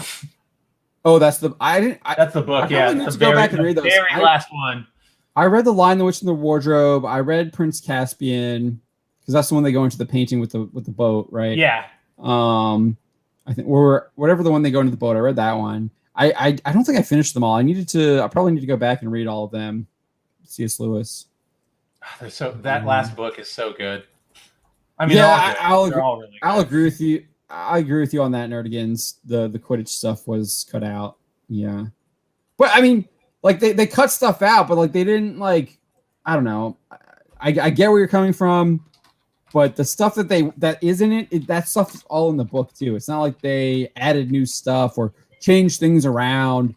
And they just got the boat is the last battle. It's book 7. Boat is Dawn Treader. Yeah, thank you, Bunny. Yeah, Dawn Treader is the one that I Voyage of the Dawn. But it's been so long. The Lion, the Witch, and the Wardrobe is the one that the one that I really like remember. The first one, yeah. Yeah. But yeah, Shinkai here says stick to the source material. Meanwhile, MCU Blade movie will not have comic canon. Yeah. Shout out to Eric July for I had missed that. I had missed that story, but saw that on his YouTube and pointed me out on that. The guy's just like, yeah, we're just not gonna. Doesn't matter. We're making our own thing. And I mean, Feige's kind of said that before. He says like comic book popularity doesn't matter. He clearly has indicated that comic book canon doesn't matter when he was talking about that all the race, gender, sexuality changes in the Eternals was baked into the source material. That's a load of crap. It's baked into the source material that they wanted to make, which is their own. Right.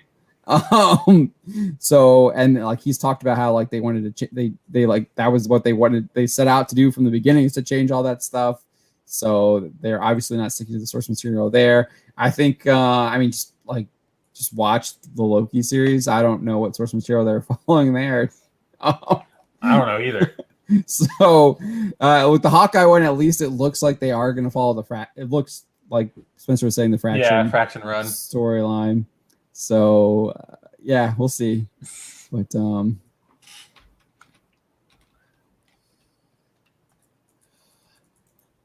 right. Yeah, I mean Nerdigans, I will I recognize that. I recognize that. I get where you're coming from. I get that. House elves were there. We saw Dobby.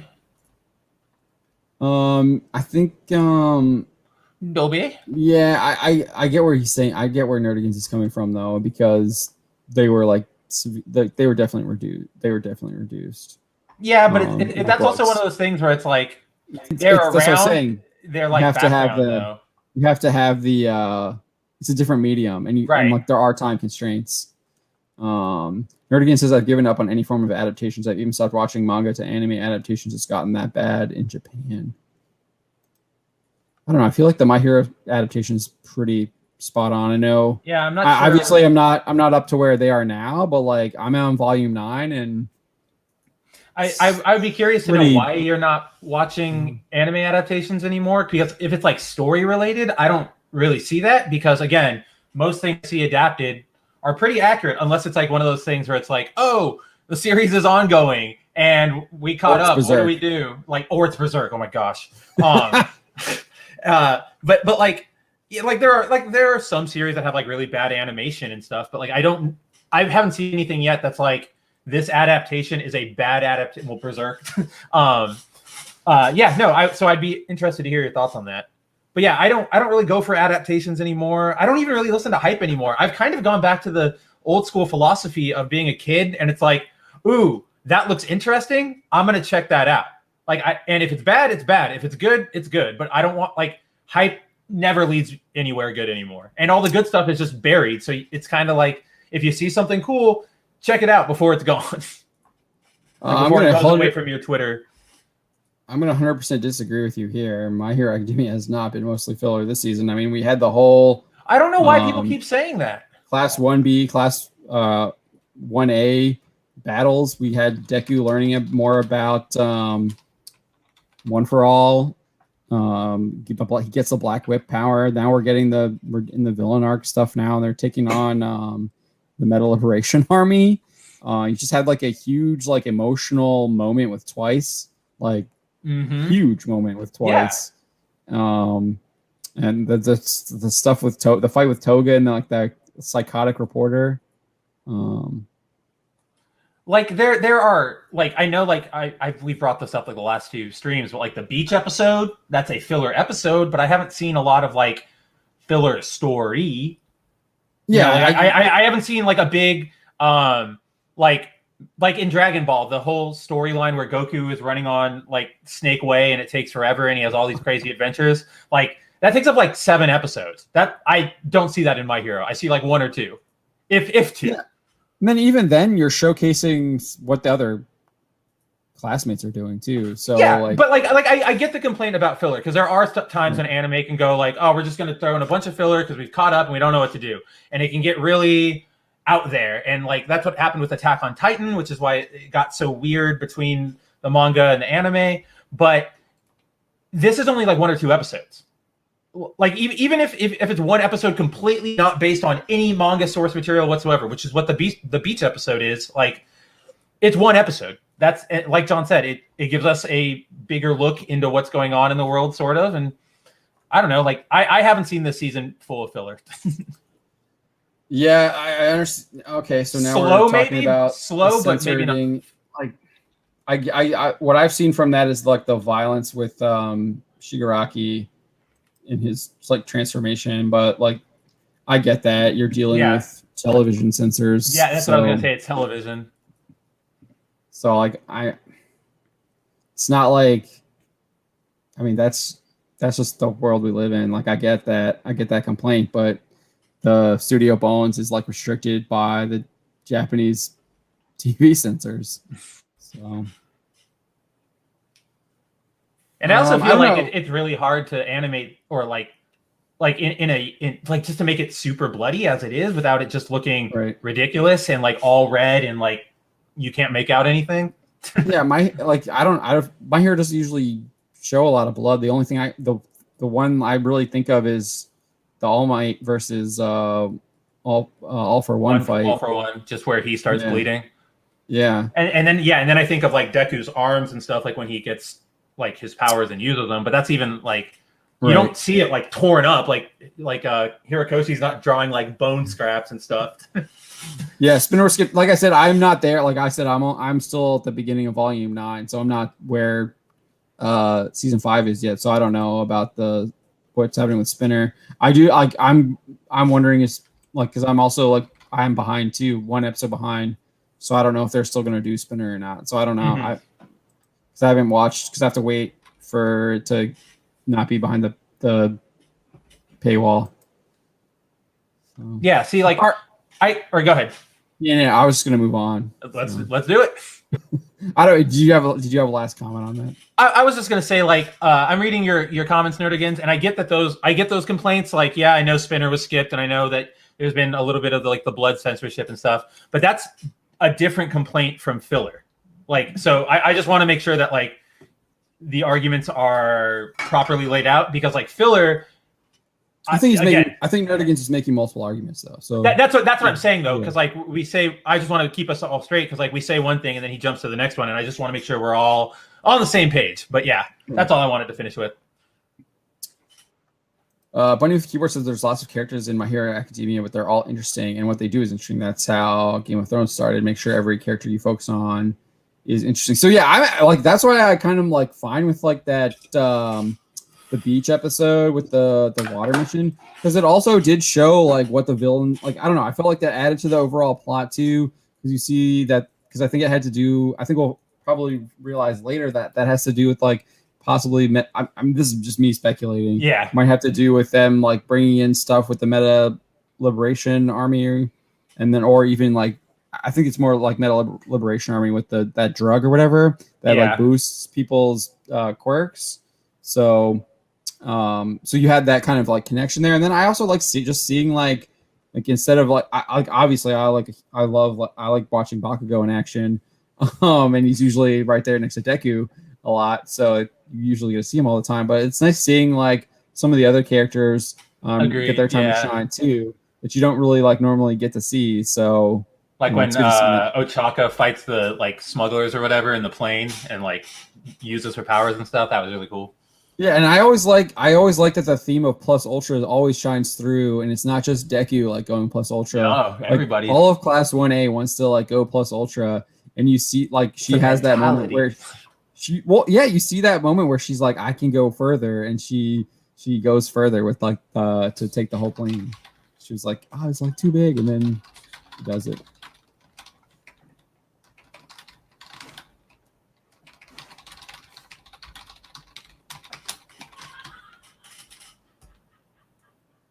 Yeah, Mjolnir's powers keep getting us back to Narnia. It's just Don said it was good. I have no idea what happened with that entire production thing. Like Mjolnir was also too bad they skipped books. Yeah, I don't know why. I'm actually surprised.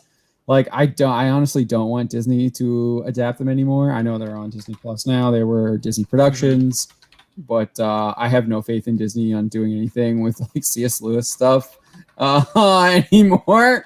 Like I just don't think that they're good stewards, which is interesting because I was listening to Midnight's Edge video where they were interviewing I suppose Frederick Malmberg, who had been the steward for the Conan, basically the Robert E. Howard estate since 2002, and he just sold to Funcom, which is owned by Tencent, Chinese, massive Chinese game. Like I think they're the biggest video game company on the planet. But like talking about like finding a good place for steward, and I think it's really clear that Disney is not a good steward for franchises, given what we've seen them do with Marvel, with Star Wars. So I have like absolutely no desire for them to ever do anything with Narnia ever again.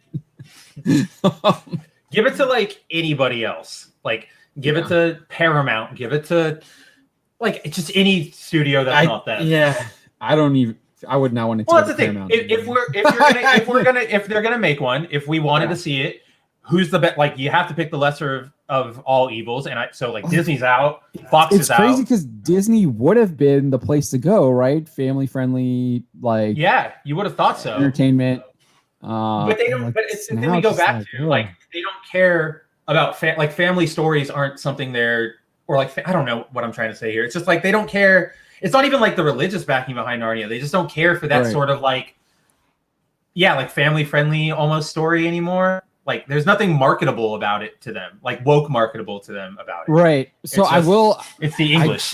The one thing I do like, there's like Coco. Like I will like there's Coco is like it's a recent film.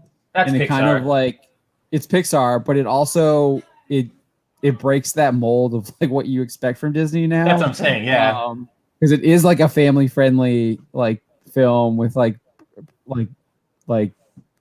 great values, like respecting your elders and an original story. Yeah, and it was I love Coco and the music is fantastic too. But I mean I haven't really seen any like I tried to watch some of that Luca film and it's just absolute garbage. Oh, I haven't seen that yet. Yeah. Just did not like it. Bunny with Key Horses Coco was decent. The music, I love the music. I really like Coco. Yeah, I really like the music.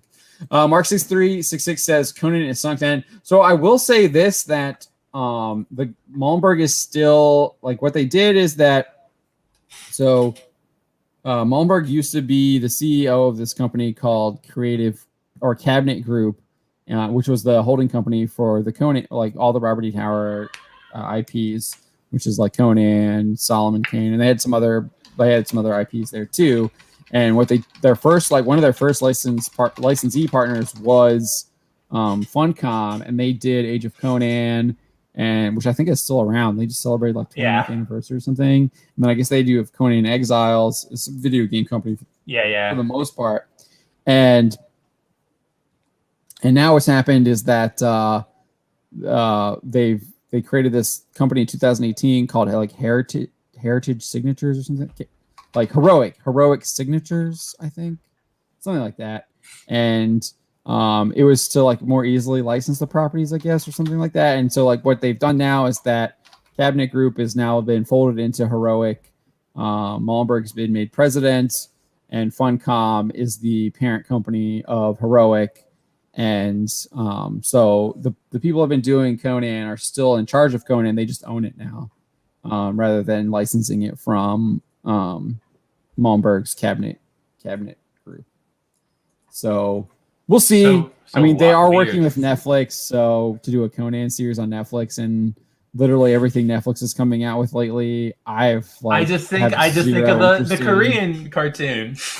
Yeah, it's literally what it is. The character is like Conan. It's like a big muscly dude. Yeah. Like I didn't even finish. I didn't even finish Millar's show. Jupiter's Legacy. Yeah, me neither. And I was kind of liking it, but I thought the production values on that were like not very good. Like, I just think of that last fight, man, and it's just like from the first episode, the big fight. Dude, it was so bad. It was so bad. It was so bad. I was like, what is this? Like, what are you doing? Sub CW level. Yeah, it was almost worse than CW. I guess I don't know. I haven't seen what I saw some of that stuff that CW did with the Flash or whatever. That looks the stupid. Sword fight, yeah. The sword, the like Flash sword. Like, what are you doing? Oh man, that was such a. But it's still the same guy. Like that's what I'm saying, Mark. It's still the same people. Like Malmberg is still there with Conan. He's the president of the company. So, and he said, I mean, he seems to vouch for the people. So we'll see. I mean, it's like I said, it's Netflix. Like, so they just cast like, I know people are for this, like, so we're going to talk a little bit about Grendel too. They just made that Grendel announcement. They're doing a Grendel live action, and they casted some guy named Ali Abubakar or something like that. I think is his name. And Wagner like is an executive producer, and they've got a quote from him and everything. And he says like, so I'm gonna like take a page out of Just Some Guy. Like obviously you could like say that it's a race swap or whatever, but I think he could probably he still is like very like pale skin. He looks like Hunter Rose. Like he could pull off like a Hunter Rose. So, because I mean, Just Some Guy is always about like, it's not about whether or not like they're race swapped. It's about whether they look like the character. Mm-hmm. Like, can they or do they look like the character? Like that's like what he says. And so like when I was like writing up the story, like that was in the back of my mind, and I was like, yeah, this guy could pull off like a Hunter Rose. So. I mean, he's gonna be playing like a snobby aristocratic novelist. He's gonna play a young Stephen King or like Tom Clancy.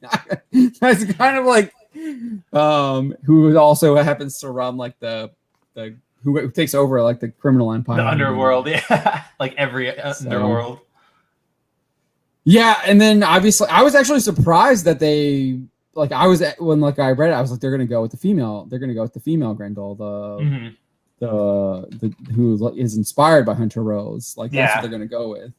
And I was actually shocked that they did the original one, the male one. I was like, wow, they actually like they're doing the original like. Yeah, no, super Grendel. Surprising.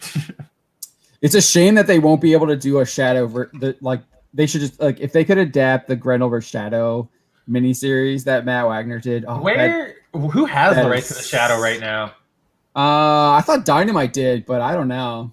Like Dynamite was published. Dude, they turned him into a wokester, man. It was so bad. Did they? Yeah, man. He became like a social justice advocate. Like it was just like he gets like really badly burned and like I don't know. It was garbage. I was I was sickened by it. So Bunny with a Keyboard. So Grendel is a character created by Matt Wagner, like back in the 80s. Way back when. If you look at the original, like it was back in like Comico comics, which like don't exist anymore. Yeah. And it was like Comico Primer #2. And if you like, it was like Matt Wagner is a great artist, but he was like definitely cutting his teeth. Can you pull up the article so they can see? Yeah. That's what I was doing right now.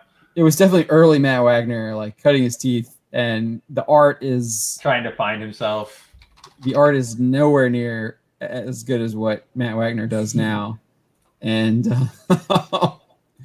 but basically Grendel is this actually this kid named Eddie. Who was bullied at school and everything. I don't think we ever realized what his last name is. I don't think so. He then takes up fencing. This chick named Jackie Rose takes a liking to him.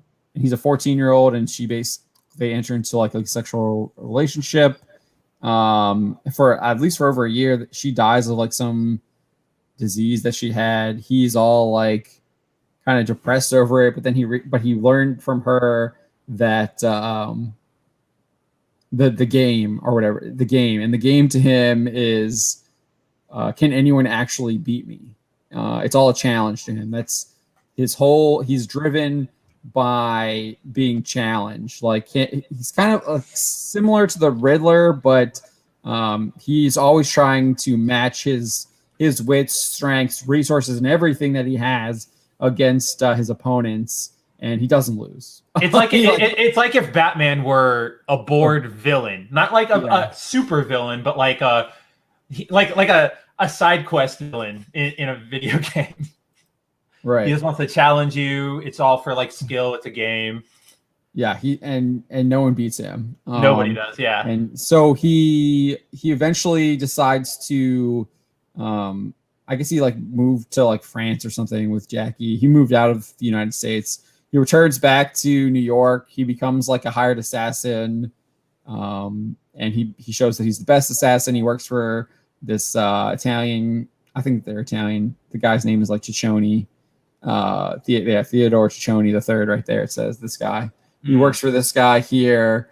Does a really good job, but eventually, like, he's too good. So Ciccione tries to set him up. Grendel sees it coming, and then he takes over Ciccione's empire, and then he lives a double life as like this like bourgeois novelist named Hunter Rose, and so he works like the bougie aristocratic sphere, goes to like all the galas and everything like that, and then like at the same time he's running this like criminal empire. And what's interesting is he justifies his criminal activities by like this is his main foe is Argent, this wolf who's like a 300-year-old like Native American, and he's his main rival, and they rival each other for about 5 years. But Grendel justifies his actions by like, I've like actually like reduced crime, and like he's like, I've gotten rid of like some of the most heinous crimes, because he like kills like people who are using like underage girls as like prostitutes and stuff like that. So but yeah, he's I think his character is interesting. The Grendel versus Shadow mini is great because those two characters are just so, they play off of each other really well. Opposed to each other, yeah. Yeah, this is such early art from Wagner. And he gets good. Oh yeah. So yeah, this is still Matt Wagner's art. Yeah, this is still Wagner. That's Matt Wagner's art from Grendel versus the Shadow just a couple years ago. And then if you look at that stuff, the comic like, stuff, boink. like that one's not too bad. I'm fine with that. That's got like but yeah, I don't know. It's the style has definitely changed. He definitely got better, yeah. Yeah. But there's some that's like, if you go like, I didn't include some of the like worst ones, but like that's kind of yeah. I mean, I get what he's going for, and the idea is there. It's just not realized very well. Yeah. So I think the character is really cool and interesting, but we'll see what Netflix does. We'll see if they keep the underage stuff. Yeah, right. Just call it a Cuties sequel and you're good. All right. I think Bunny was asking us for God of War, so switch over to God of War. Let's do it. Nothing else to say about that. This guy. Oh no, okay, I said his name wrong. It's his. I mixed it up. I thought it was Ali. It's Abu Bakr Ali. His first name is Abu Bakr.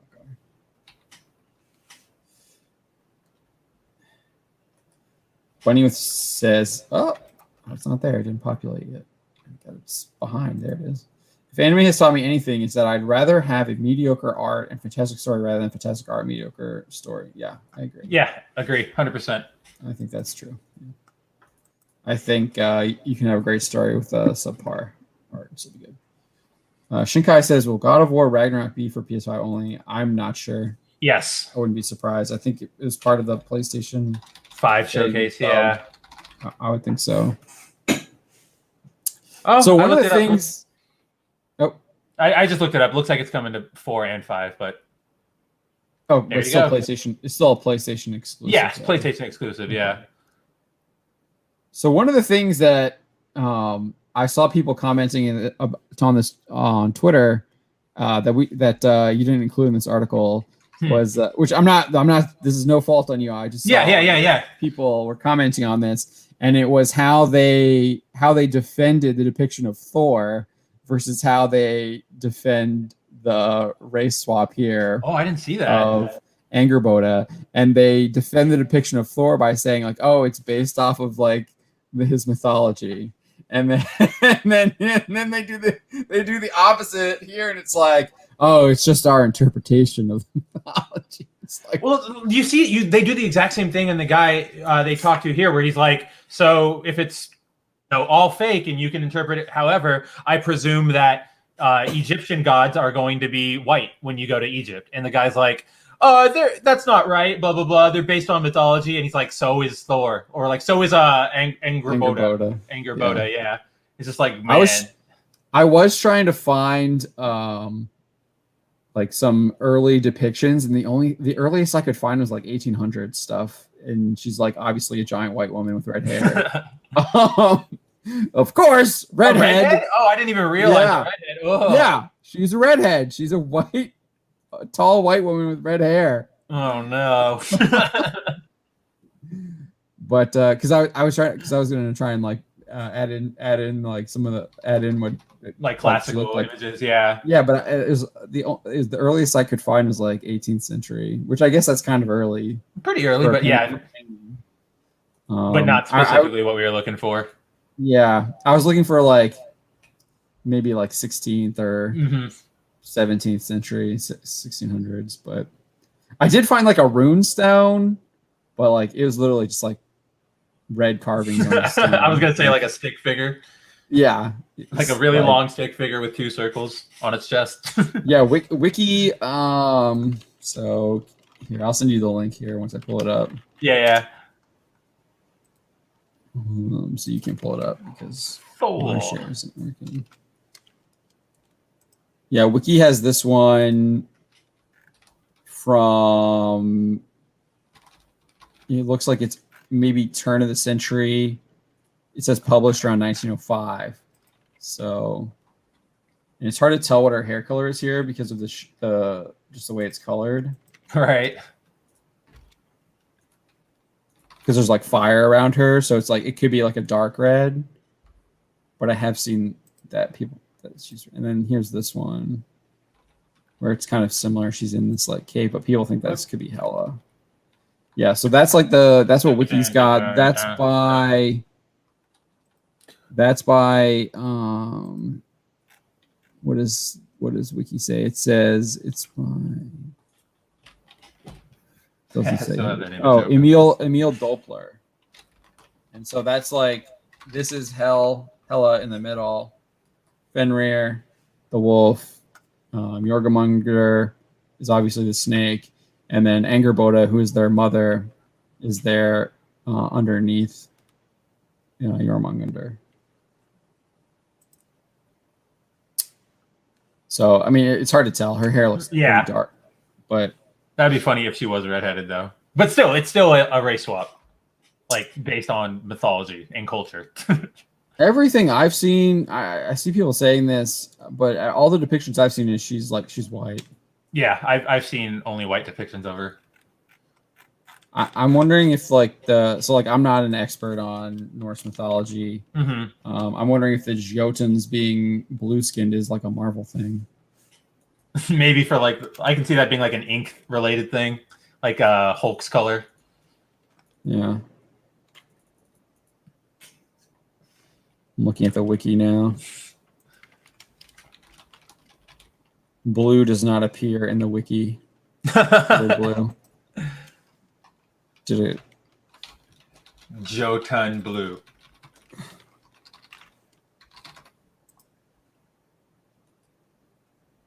There's a Reddit post that says, "My friend insists that the Jotun were black." Yeah, this is. I thought this was. I saw people pointing this out too. I was gonna make an edit to Spencer's post to like point that out, but I was just like, I think it's pretty obvious. So one of the things that is interesting is that there's like two. So because I was doing a little bit of research when I was editing this Spencer's article here, is that there's two different Eddas. There's a poetic Edda. Yeah. And there's a prose Edda. And I think in the poetic Edda, Angerboda is only described as the mother of Fenrir. But in the prose Edda, she's of Hela, Fenrir, and Jormungandr. But they do think that those two are like related, the poetic Edda and the prose Edda, and then I think they reference each other as well. The prose Edda is actually the adaptation of the earlier normal Edda work by the poetic one. Yeah, by no, I'm making a joke. I'm like a Marvel adaptation joke. Like you see, they adapted this source material and added things to it. But yeah, if you want to go back to the article, we can go through what is this guy's name? Sophus. Matt Sophus, yes. He's pretty soft. Yep. So I saw people have already done someone did a face swap and made her white. I saw that one. Yeah. So do you want me to take it? Do you want to take it? Yeah. No. Yeah. You can take it. All right. Yeah. Cool. So as you guys know, clearly we're talking about the Angerboda race swap, and obviously, so God of War trailer came out last week or earlier this week, I think. And Angerboda showed up and everybody went, obviously, what we were talking about, like, why did you race swap mythology? And so the narrative director, Matt Sophus, actually gave two explanations why exactly, or actually. So this is the Twitter thread that started it. This cosplayer, Alana Smith, was super excited. Like, guess who I'm cosplaying? And then this other user went, I don't understand. Why a black person? And then Alana Smith drops the tire thing, because black people exist, get off of my Twitter. And then this awesome General Rom Coda guy shows up and goes, not Norse mythology, ma'am. And then here comes Sophos, and he goes, he mammed her. Yeah, he mammed her. Do they also have blue dwarves in Norse mythology? Was Loki the son of a Greek demigod? Please show me in the Eddas where it says that all Jotun were lily white. Let me save you the time. You can't. I've read them. And then, Coda comes back and says, then I trust you'll make some of the mythological characters white in the eventual Egyptian series of God of War games. Wouldn't want any double standards, correct? Because, there is no text saying, like, Egyptian gods were black or Egyptian gods were this. So, like, it's pulling the same card, which is like, that the culture that wrote it had a very specific idea in their head. You're just trying to say nowadays that because they didn't specify that it's woke or whatever, it's get out of here. But Sophus tries to throw it back. He goes, Jotun aren't real, right? They can be anyone or anything. Some are even giant serpents. But I get it. You were only okay with Jormungandr because his scales were white, right? Like totally just, pulling a crappy card at him. And it's just like, and then, neither are Egyptian gods. Like they're not real either. They could be anyone or anything. I mean, so like, I'm just gonna, this might sound like weird, but like, I mean, there are like giants in the Bible too. So like that could be the Jotun could be those like the giants that are listed in the Bible. You have the Titans in Greek mythology. I mean, there's lots of stories of like giant people. So like him saying that they aren't real is I don't know if like historians will actually like agree with that. Right. But so like that's what I'm saying is like the guy is just throwing things out there, trying to sound like he's come to some epiphany, which he hasn't. He's just, again, it's those word games I always warn people guys about. Like he's trying to. I mean, I don't need to explain it. You guys see it happening in real time. But Sophus continues. Neither are Aesir gods. They're not real. I can only imagine how upset you'd have been had we made Thor black. Now I've signal boosted you enough. Truly hope you find what you're looking for, but you're going to have to, like, if you ever see somebody doing something like that. So he's telling you not to buy the game. Right. It sounds like to me. Like, I hate this attitude from people where it's like, I've engaged with you, but now I'm above engaging with you. Like now you're not worth my time. It's like, oh, people only ever do that when they're either super, super right and it's like provable by everybody else, or they're super, super wrong. And the only defense they have are their supporters. Right. Yeah. And this is clearly not the former because we're here talking about it. So of course, Mark 636 says, "Have you seen Shaq? He meets my definition of a giant." That's what I'm saying. Look at the Shaq bloodline. He didn't just come from nowhere. Zdeno Chara, man, dude. That's what. Yup. I saw a picture going around. It was the Zdeno Chara like meeting Shaq, and Zdeno Chara is huge, but Shaq makes him look like a dwarf. He makes him look like he's like just short. It's so, dude. Shaq is, and his hands are like giant. Yeah. It's scary. What was the Chinese guy? Yao Ming. Yao Ming, man, that guy was. Dude, that guy was huge. He's still playing in like Ethiopia or something. I remember in college, like I would, I'm around 6 foot tall. Yeah. And I remember like Tyrod Taylor, who played. I don't know where he plays now. He used to play for the Ravens, but like I'm taller than Tyrod Taylor because I literally stood next to him in the line to get food at Virginia Tech. But like, when I would I saw some of the basketball people like in the food line, dude. You're just like, whoa! I gotta look up. So, I gotta like put a flag on me so that people can see when I'm walking by. Yeah, ridiculous, ridiculously tall. But so Sophos, he spent the entire weekend giving his mute button a workout, which, cowards move, especially when you say it out loud. Like, you're not, what is this? I never understand this logic. Like, what does that show? Like, mute button got a workout this weekend and you're proud of it? Like, I don't know, man. Like, what a weird flex. I mean, I understand. I mean, like, I use the mute button sometimes, but usually I like unmute them because it's usually like they're just coming at me like for no reason or something like that. I'm just like, I don't want to engage with this right now. Like, I gotta go away. Yeah. Right. You can just walk away from Twitter, Mr. Sophos. Yeah. Like, you don't need to do this. But yeah, exactly.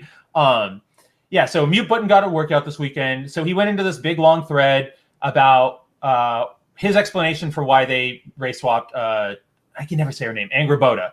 Angraboda in our game is a young black woman. The vast majority of players are thrilled and think she looks incredible. And boy, does she. But a tiny vocal sliver of the internet was offended at this notion. I'm going to address a few of the main topics of outrage.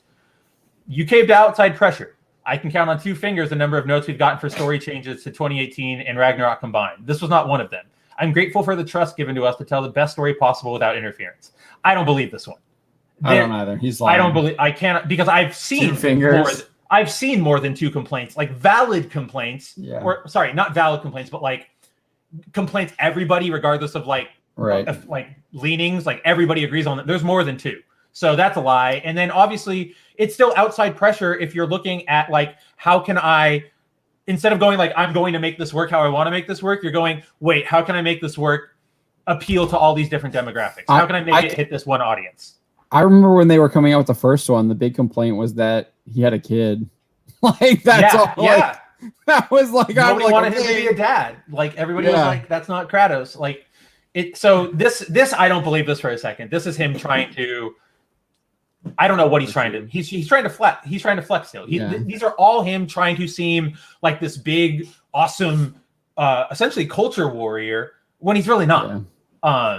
You made it political. And I hate this one right here. As a writer, your job is to tell stories that are compelling and relatable. You bring pieces of yourself to stories and your opinions shine through. So writing is always political. It's just usually only called that if the politics aren't agreed with. This is the effing worst argument of all time. Like, you bring pieces of yourself into your stories and your opinions. Yes, everybody does that. That's just part of being a creative. But I'm so like, show me where Goodnight Moon is political. Stories don't need to be relatable either. Yeah, no, they don't need to be relatable. Like, it's cool. I literally cannot relate to James Bond.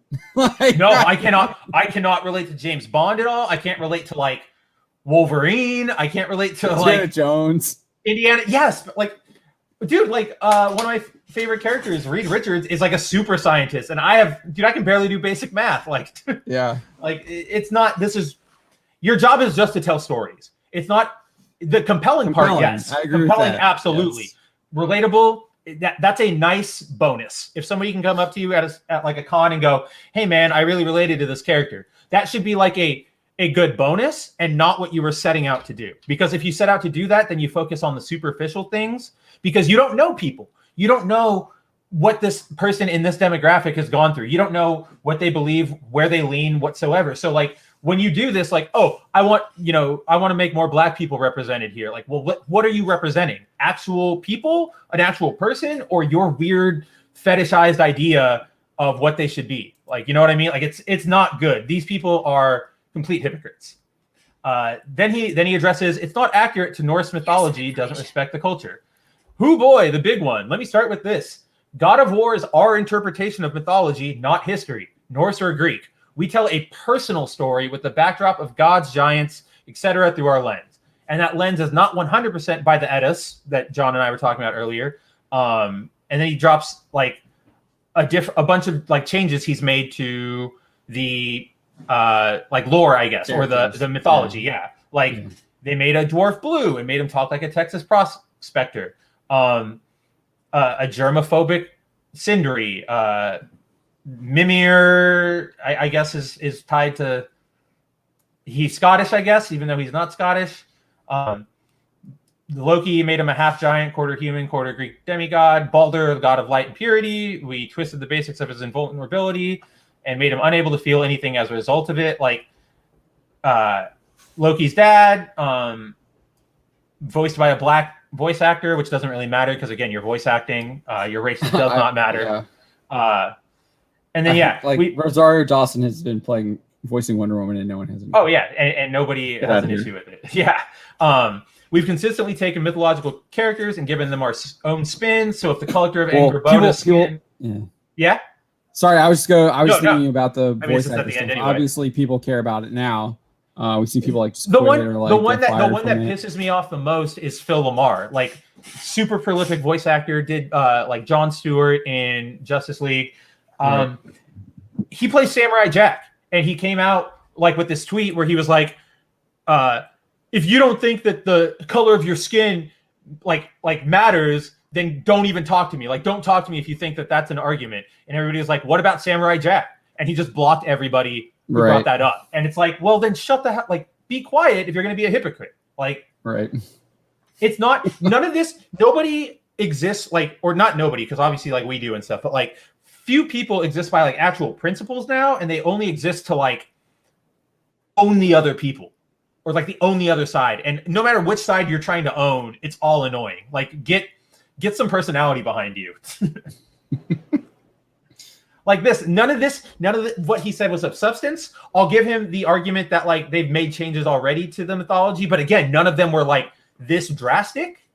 Like that's what he's like missing here. Like, you know, you give a character, you make him blue, you make him germophobic, you make him Scottish, like you give him like Scottish accent. Those are all close things. Like those are all believable. It's when you start doing huge radical changes like this, where like, again, this is not 1960 where we had planes and trains and automobiles and we were able to go all over and meet people. Like Norse were pretty cut off from the rest of the continent, just like every other group was pretty cut off from other continents. Like they barely made it to America, and they only made it to Canada.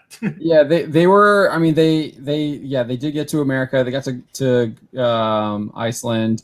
They did come down through the rivers down into like Greece and stuff as well. And then obviously, eventually, later on, they made it. They like occupied Sicily. Oh right. But at the beginning of their culture, when all this myth is being created, they don't have any frame of reference. So when they go out into the world, then that's when like, whoa, that's new. I had no idea. They didn't magically go like, oh, there's an Italian guy. You know what? I think Thor's Italian. I mean, there are other people out in this world. We need to change our myth to incorporate them. It's like, no, your creation myth was your creation myth. Like that. Why do you need to change it? You don't. and so, like, I will say, like, so here he's like, if you, oh, sorry, yeah. Yeah, which the one? Loki one. He's talking about Loki. Right here. Yeah. Yeah.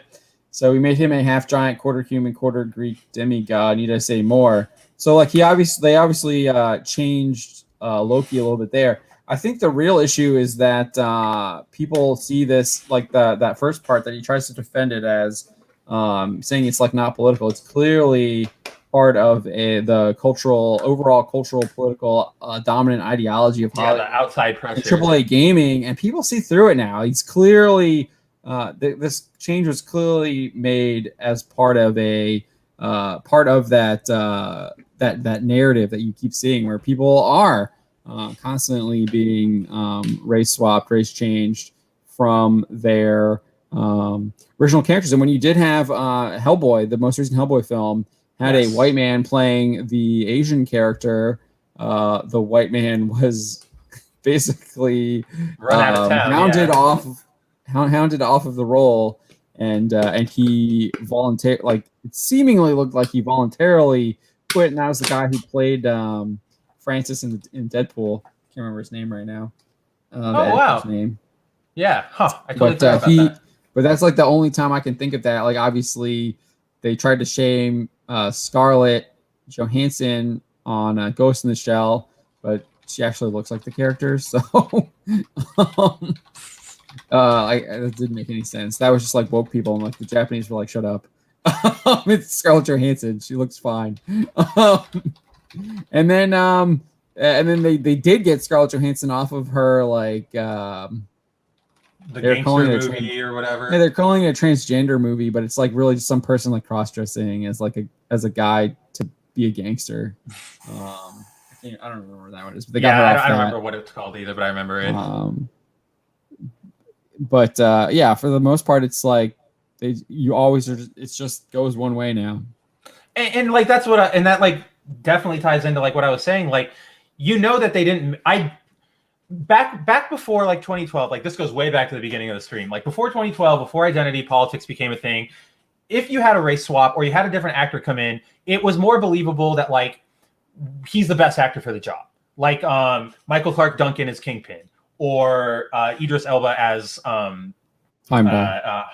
Yeah, right. Like changes, but you can also go like, okay, they probably did go for like a good actor who could portray the role well. Here, that's not what's happening. This is, I guarantee you, another example of what I was saying, which is he just wants to own the other side. He wants to make the other people mad intentionally, because there's no way they sat in the boardroom or the writer's room and went like, what if we make her black? Aren't people going to be unhappy with that? They probably went, yeah, let's do it anyway. Because I'll give it this. If there's a narrative reason in the game for why she looks like that, because and I'm only asking for it because she looks so radically different from the Norse who apparently created this myth, right? Like, if there's an explanation, go for it. Sure, whatever. I doubt that's going to happen because they don't think that far ahead. I doubt this character is even going to have that much depth, considering that they're flaunting her by her skin color rather than anything else. Bunny with the Keyboard says Samuel L. Jackson did a truly fantastic Nick Fury. So that one is clearly based off of the that's also a comic book, where they literally created that Nick Fury to look like Sam Jackson. Look like Sam did, yeah. It's like, that's clearly that. But yeah, I mean, this is just another notch on the that narrative. It's not you're gonna keep having it. It's gonna keep happening. The lists that I have are gonna keep growing. We're gonna keep adding more to them. So this is just another one of the redheads. So I'll just have to add that to the list. All right, it's about 20 till midnight here. I think we can maybe do. I don't know. Do we want to talk about the Venom Carnage box office, or do we just kind of go with what the chat wants to talk about? Just answer some. Yeah, let's start with the chat. What are you guys up to? Ravul Arvita giving us an Australian $5 super chat says, "What are the politics in Dead or Alive Extreme Venus Vacation?" Defeat the patriarchy by volleyball. That's what it's teaching you. That the only way to take out the patriarchy is volleyball. Defeat the patriarchy via volleyball. So You'll that's show what, them. that's what Cara Delevingne meant when she said "peg the patriarchy." That's right. She meant to all like about with the spike it down. volleyball. Yep. Actually, she was talking about Battleship. She wants to get in a Battleship game with the patriarchy and put the pegs in. Yeah. Oh my gosh. Mark6336 says, "Do we know her pronouns? We don't know anything about." I think he's talking about God of War still. Oh yeah, we don't. Monster self. It'll probably. I mean, given it's. It'll probably. What did they give? What did they say that gender fluid? Yeah. The pronouns like Loki in Marvel. What a joke that was. Lucky Star did have new characters in the manga that Kyoto Animation never made the chance to animate, maybe for the best since Kyoto plagued Lucky Star with in-show ads. I'm not familiar with that. Mark6366 says we should talk about Venom. So all right. We can talk about Venom. Mark Lachis says the Venom trailer looked good. Yeah, I think the Venom trailer looked good, but I mean, I'm probably not going to go see. I'll be honest, I'm probably not going to go see Venom in theaters. The next film I will see will more than likely be Dune. Dune, yeah. But Venom does look interesting. But I just don't. I don't know. I didn't see I still haven't seen the first one. So. Right. So why would you go see the sequel? Yeah. But I thought the trailer looked good. So here we go. I do like the designs. I know we talked about the designs a little bit. You got like I think it was OC Steve wanted more of like the cool like knives, like necks, swords stuff and that Carnage creates. Which I definitely agree. But I do. I mean, I still think I did. That was one of the things I thought they did pretty good job on was the symbiote. Yeah, I think he looks great. All right, so scroll up a little bit. One more. There we go. Oh, yep. Oh, Yep. So Box Office Pro predicts that Venom Let There Be Carnage will have an opening domestic weekend between 45 and 65 million. That is absolutely abysmal. Shang-Chi That's really did what, bad. 75? 70, 75, something like that. They go on to predict the film will earn between 100 and 140 million in its entire domestic box office run. That is also so low. Really, really bad. Venom, released in October 2018, earned 80.2 million in its opening weekend at the domestic box office. It earned 213.5 million, so almost double what they're predicting on the low end. Over double. Yeah, they're predicting on the low end for total box office run. And what was it? 45. So a little less than half on the low end there. If the low end prediction holds, that's a 43% decline from the first film for opening weekend. On the high end, it's only an 18.9% decline. It's a little bit better. Looking at the overall domestic run on the low end, it would be a 53% decline. On the high end, it would be a 34% decline. So huge loss. I know Odin's movie blog did a stream or dedicated a video to this upcoming weekend. He talked to the October 1st weekend, I believe, and he says it doesn't look good because it's more than likely that the film will have a $150 million budget, production budget, just because that's what most comic book movies usually have. Because there are no estimations out there right now. We haven't seen any reporting on what that budget is. But that's really not good because you have to do 2.5 to 3 times your production budget to break even. For the marketing too, because I mean, I was reading something about the new Nolan World War II movie that he's doing. He wants 100 million production, 100 million marketing. I saw that. And so I'm sure obviously there are probably a little bit more other costs onto that too. So usually you double, like a lot of times you will double your production budget with your marketing budget, and that's why when you see those numbers, it's 2.5 to 3 times to break even or be profitable, because you also have to the theaters get their cuts and everything like that. So for the studios to be profitable, they have to it has to be over there with everyone, all the people who are getting their hands in the pie to get their take. So if you scroll down a little bit more, so then I kind of just go in through. What box office? I go through all of the other comic book movies that have been released this year. I didn't include GI Joe. I didn't include Snake Eyes. I did Black That's a Widow. toy movie. That's why I didn't include it. Yeah. I rationalized that in my head. I was like, yeah, there's comics, but they're originally like they're a toy. Yeah, to Black Widow, Suicide Squad, and Shang-Chi. They were pretty right on the money with Black Widow. They predicted 77 million. It did like 80.3, I think, 80 million. They were off on their. I mean, it's hard for them to be off. They're kind of close, I guess. They gave the huge range. In the middle, yeah. 155 to 225, which is just huge range. That's a huge range. That's basically just any box office return. Yeah, and but it's only earned 183.1. That's still in the lower end. Almost 7 million below the 190, which is in the middle of their prediction. So I would say they were off. Yeah, I would say so. But that one was probably their closest. Suicide Squad, they were way off. Suicide Squad was underperformed. They had predicted it would be 35 and 60 opening, and only made 26. And then they said it would be 75 to 150 total, and it's only at 55.2. And that movie's really not making any more money anymore. Nope. And then too far. And then Shang-Chi, they guessed it. They said 35 to 55, and it made 75.3. And then they said it would be 165. It's already at 146. So it's like in the midpoint.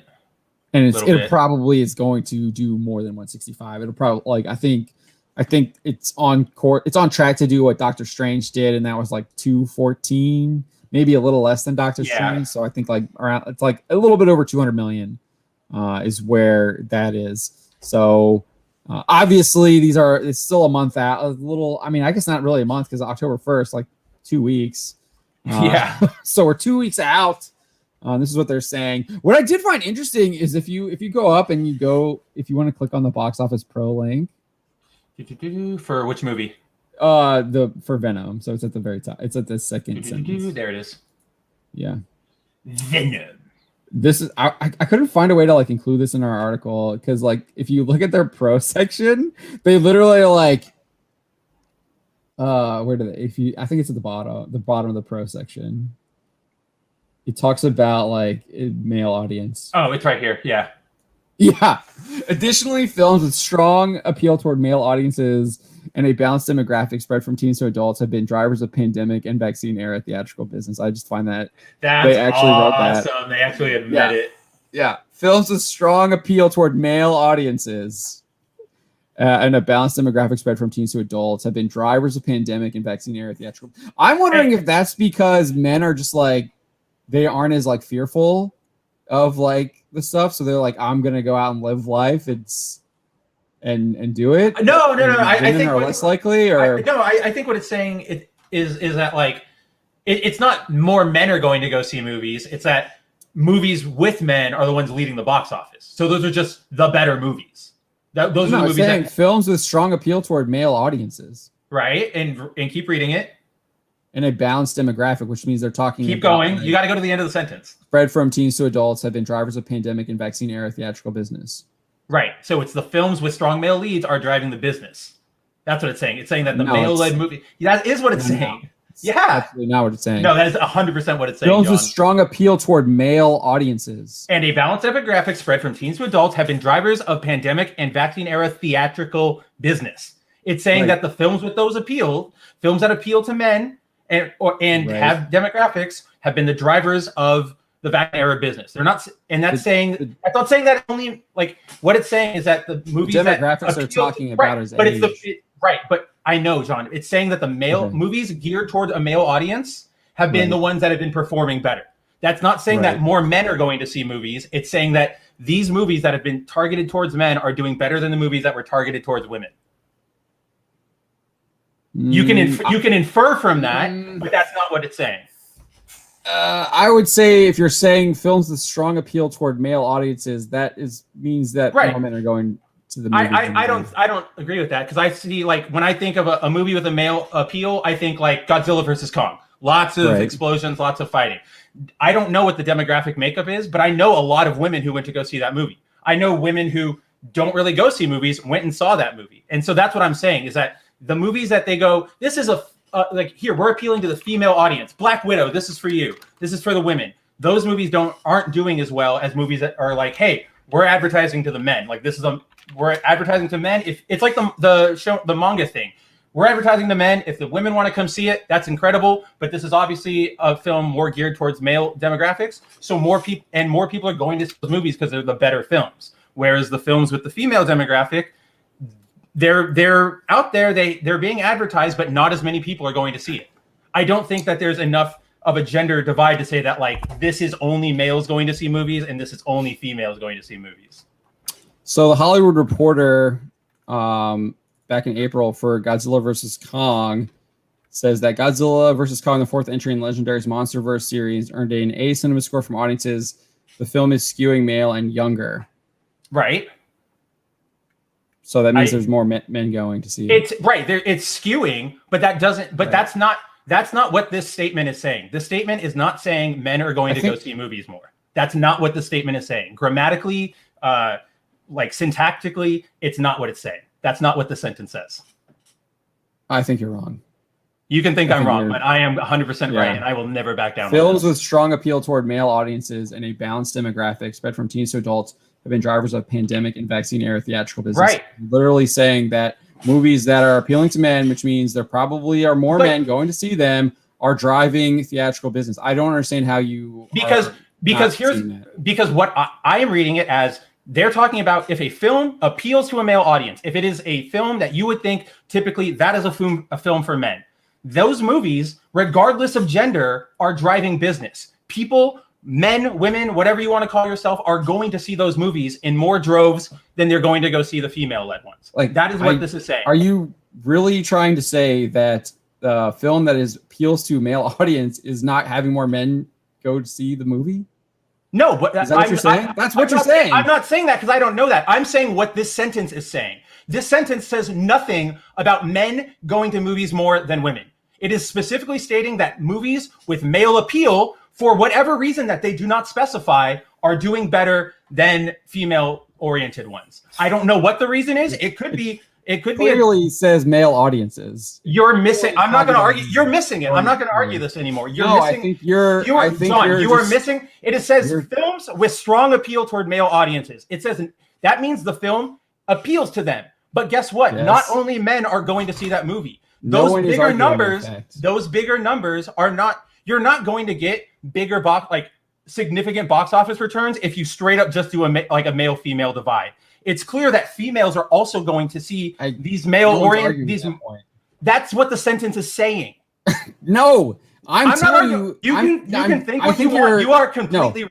You are completely wrong. You're totally misunderstanding what I'm arguing. I know what you're arguing, but that's to make some argument. I know what you're arguing, but that's not what the sentence is saying. No, I know what you're saying. Going to see the movies. That's not what I'm saying. That is not what I'm saying. That's what you're saying. No, John, listen to me. That is what I just said. Listen to me. Okay, I'm reading this sentence right in front of me. This sentence says nothing about men are going to see movies more. It clearly does. It clearly does not. You can't. It clearly does. Films with strong appeal towards male audiences have been a driver of pandemic and vaccine era theatrical business. That's nothing about men are going to see movies more. It's literally talking about. What do you think a male audience is, dude? I think. Do you think they're not men? Is that what you're saying? Listen to me. Appeal toward male audiences. So when I see that sentence, when I see those words, it's talking about films where you would look at it and go, "That's a film that men would like." Godzilla vs. Kong, Suicide Squad, it's shit like that, right? So those movies are driving business in general among all genders, both male and female. Because if you divided it across gender, that wouldn't if it was okay, never mind. You're just gonna laugh. So okay, then let's move forward. Because if you don't want to take this seriously, then let's move forward. I took it seriously. Let's move forward. Disagree.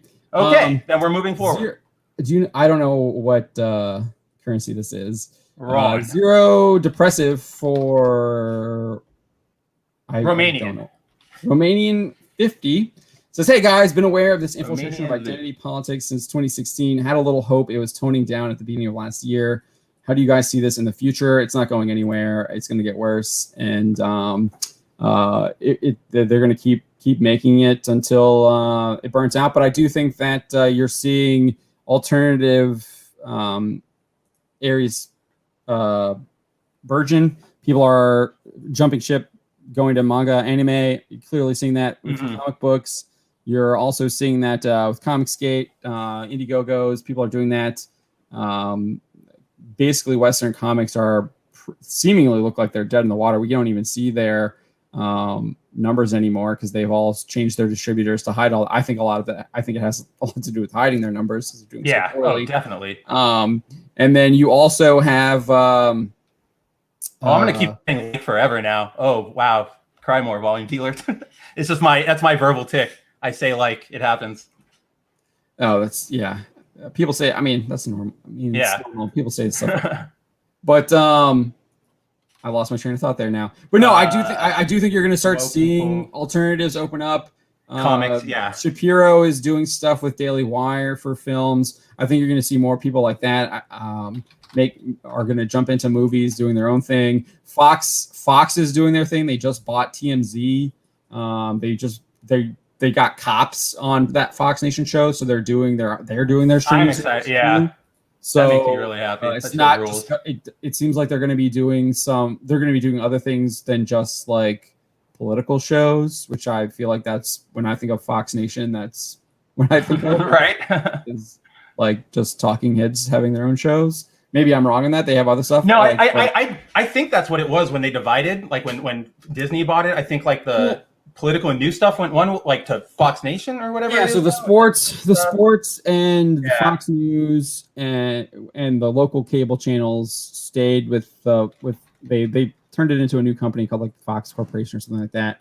And then the movie studio and FX and like the TV production was merged with Disney. Like I call it a merger because it was because the Fox people got like tons of shares of Disney stuff. It wasn't like they were bought out. Like they got like loads of I don't know if they sold their Disney stuff. They could have, and then like just turned it into like put it into other stuff. But I don't think they have a significant portion of Disney stock there. So they're all those companies are just so like I would love to see if there's actually any divide at the upper levels or like you know what I mean? Like I feel like they're all interconnected. Like Paramount. Oh yeah, they all Disney serve on each other's boards. Yeah, that's what I mean. Like yeah, that. And then when they don't serve, it's like, oh, I have to drop out because it's like potentially conflict of interest. Like conflict of interest. But then the person who like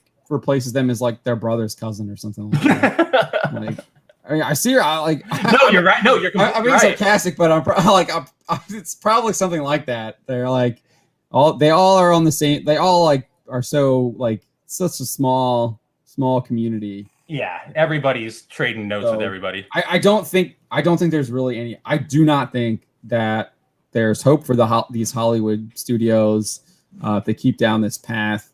Because I do think there's alternatives are already sprouting up. Like I like how people are always saying like comics are usually the wellspring of what leads to like films and television shows, and like I think there is I think that there's some validity to that statement, and people are abandoning like Western comics for manga, for Comicsgate stuff, for crowdfunded projects, and they're not going back. And I do think that like you can see I do think there's a lot of people that have already abandoned Star Wars. You just look at the box office returns for comparing between Force Awakens and Rise of Skywalker. People just totally noped out. And I mean, Rise of Skywalker still made a lot of money. So there's a lot. That's because it was Star Wars. It was literally just coasting off of that name. Yeah, there's still people. Still a lot of people went to see it, but a lot of people didn't go back to see it, and a lot of people probably didn't go see it at all. So you're already seeing people just like abandon a lot of these franchises. I think it's happening with Star Trek, because they hide their numbers on the streaming service. I I don't like, you look at some of the streaming numbers, like I look at the Marvel Studios Disney Plus shows, and Samba TV is telling me like they're barely doing 1 million, and then like CW shows almost do better than some of those shows too. So that's not really good. Like No. Batwoman did better its first season than some of the Marvel Studios shows. Yeah. But so I mean, don't and think, it goes back to the thing Shawna Lynch was saying. We're going to give you what we want to give you. Yeah. Deal with it. Like, if that's the mentality they have, I don't know when it'll change. And maybe it won't. No, I don't think Like, it that's will. what I mean. It won't think, change there, but that's what you're saying. Like, go to the alternative outfits. Like, that one's diseased. It's done. Yeah, I think you're going to start seeing other competitors like move in. And obviously that's going to be hard when it's all streaming and as Jason Blum says, it's all controlled by like 4 companies. It's like Amazon, Disney, Warner Brothers, and I was going to say Fox, but that's Disney now. Peacock and like Paramount, CBS, Paramount. Yeah, it's Paramount. So, but I mean, so that could be hard, but like Amazon is also like a little bit unique because, which I also think Amazon might be the better, like I guess there's Apple TV too, but I think Amazon's probably the better positioned to win, honestly. Like, so that's probably why they're not going to get MGM because they're already, right? Because you already get it with Prime, right? So to get free shipping if you do that, and then with Amazon, it's really interesting because it's like a marketplace. Like, yeah, they have their own stuff, and they'll buy stuff like Tomorrow War, and but you could also just like put your own stuff up there too. So like I remember I watched this Fatima movie, and I watched it. That's a good movie. I watched it on Amazon first, so and I think it's still on there, and I think it's on Netflix now too. But you have stuff like that where you have like independent film, like smaller independent people are able to put their stuff up on Amazon on like for VOD and stuff like that. So I think that's where you'll see, and I think that's where Amazon is better positioned. I also think Amazon, like as much as like you want to complain about Amazon, the one thing is that they're actually like an American company. Yeah. They usually obviously they sell products that are made in China and stuff like that and abroad in like horrible conditions, but they also they're not like actively pursuing a Chinese audience, as far as I know. Like they're primarily just focused on producing for the West. So that is that I think there's something there. So like that, like Amazon might be the place that breaks. And then obviously a place like Daily Wire, they're trying to do their own thing too. They are having their own movies on their, like hosting them on their website and stuff with their servers. So, and then obviously YouTube is here, which I think is, people are like, dude, they're like the Warhammer shorts and stuff like that. And, man. No, that guy took him down. Oh, they took him down? I think he got fired. You didn't hear about this? No, what happened? I think it was like a week or two ago, or like a month or two ago. I think they might have hired him, but then they DMCA'd him. They DMCA'd everybody, like any Warcraft fan thing, like talking about campaigns, showing Warhammer off your miniatures. Warhammer. Oh wow. Yeah. Fan videos were all wiped. Somebody did a video on it because he was like super distressed because he's like, I don't know what to do anymore. My entire channel was Warhammer and now it's gone. Yeah, Ravula saying Astartes is gone forever. Oh man, that sucks. Well, I don't know if that's not really a YouTube. That sounds like it's a Games Workshop. No, yeah, that's not YouTube. That's Games Workshop. I just remembered that off the top of my head. But yeah, I did not know that. Holy crap, that's something that I feel like they up. I know. I don't know how we missed it. Because it happened in July when there was that weird period where you and I were like swapping out duties. Okay. But so I think it looks like they updated their IP guidelines to say that, like, it just straight out says now, like, individuals must not create fan films or animations based on our settings and characters. These are only to be created under license from Games Workshop. So it means like fan art, fan fiction, all these like character stories are all gone. Dude, talk about like killing your fan. I know. I don't know what they want over there anymore, man. I heard that they were hiring a bunch of the guys who made that stuff. But like, why would you like that? Doesn't make any sense. Like you're hiring them to do your own stuff, but like who's to say now where are you gonna find them now? Yeah, exactly. Yeah. It feels like it feels like another one of those companies that lost the plot because we had the whole drama with we had that whole drama earlier, and then it's like, so you push away your fan base, like a big part of your fan base with that, and now you're pushing apart another big part of your fan base. Like, what are you doing here? Like, who do you want? And I guess they want the Marvel audience because that's the only thing they're still putting out. Yeah, the Marvel comics. It's been re-uploaded. Astartes? Okay, good. Astartes project by Sima Peterson, original version, full edit, all parts. 7.7 million views 1 year ago. It's still there. It looks like they brought it back. Maybe he got hired. Maybe that's why. I'm not sure. Someone named Upscale put up all parts 8K 48 FPS 9 months ago. Maybe they just took down his. There's someone named Resonant. Yeah, I don't know. That might be a game though. They have a check mark. Yeah, because see, if you go to Astartes' actual page, I don't know, but it's YouTube, I think that's a YouTuber saying Warhammer Plus is a disaster. Oh, I'm looking at a different person. I'm looking at a person. I'm pretty sure this is him because it's from Astartes, and then the only video says Astartes goes official. Big news on Warhammer community website. Yeah, I'm happy to announce that today I'll be working with Games Workshop. He probably took it down then. Oh yeah, probably. So that's him probably privating them or taking them down because there are other people have his stuff uploaded on other channels. But I think maybe it can exist, but you can't make it anymore. Like maybe that's it because it's all the old episodes, so we're never going to get a new one. But those ones can. I have no idea.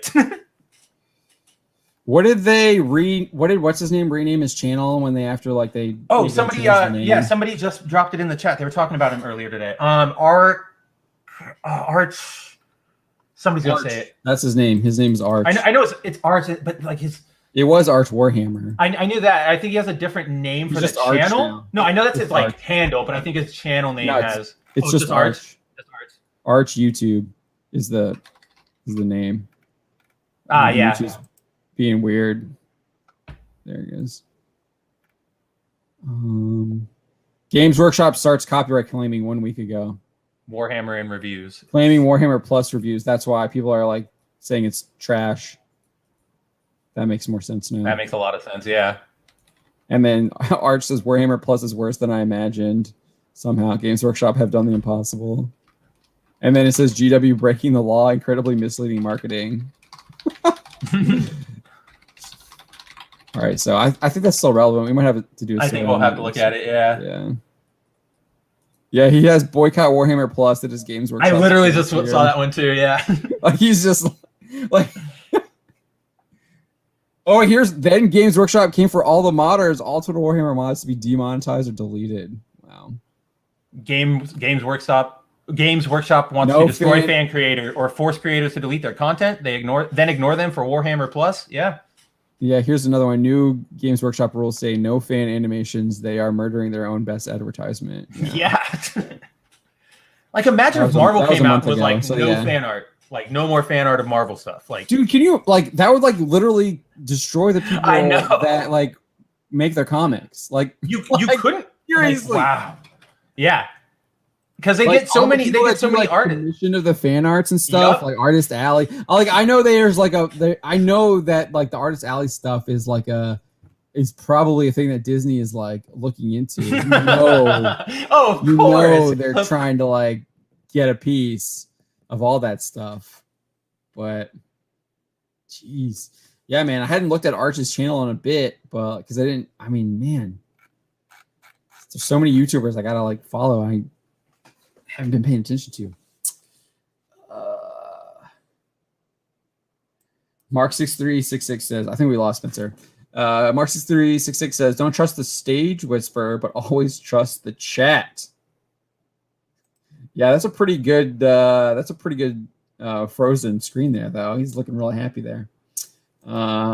Zero Desperate says eyes on chat, guys. Arch cast is what Ravul is saying. Did he? I'm seeing his as just Arch. I'm not like 5 days ago, so he's got a new one called Arch Cast too. Let's see. Yeah, I see the Arch Cast. Yeah, I do. All right. Oh yeah, okay. The Arch Cast looks like it's it looks like he's doing other things than just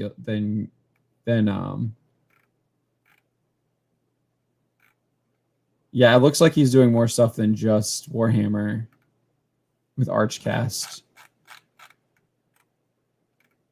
I really like his channel animation. It says he's like him with he's like animated with his hand out, and he's like, "We are the rebels, join us." I like that. It's pretty cool. And he's like in between these like two huge like pillars. It looks like he's still doing some Warhammer stuff.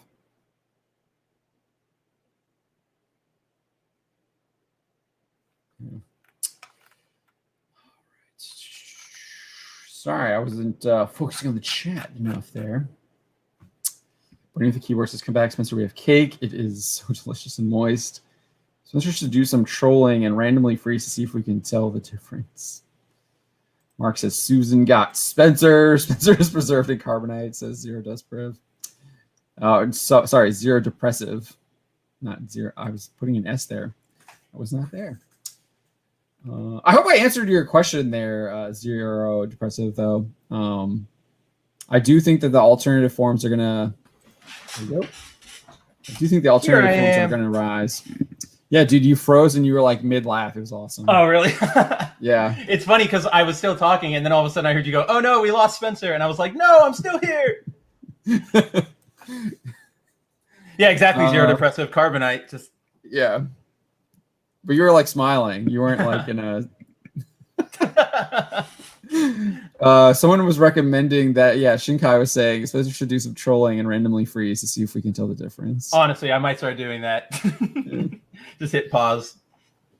But yeah, he has a new YouTube channel called the Archcast as well. That's what it was. That's what somebody said earlier. It was Archcast. Telling us Archcast. Yes, or what was we said it earlier.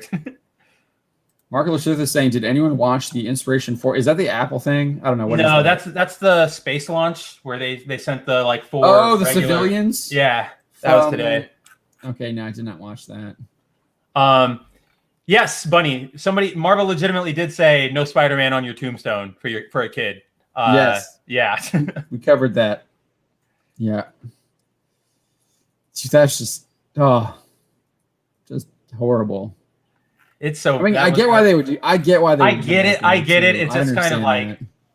Maybe everybody should have just dealt with it, not in the news. Yeah, make an exception for that one, maybe. Right. Yeah. I think the dad went public with it though. That was the one who brought it to attention. Yeah. Yeah. All right, we got a $10 Australian super chat for Lord Vita. As someone who played Warhammer from Fantasy, Lord of the Rings to 40K for over 20 years, I will never buy any Games Workshop products ever again. You're not alone, dude. You're not alone. I've heard I mean, I'm not a player, but like I've heard so many players say the same thing. Like, I'm just done. Like they don't care anymore. Dude, one of my favorite RTSs was a Warhammer game. It was oh my gosh, what was it called? They made it was 2. It was a sequel that I got, and then they made another one. It was Vermintide? No, that's the rat one. No, it's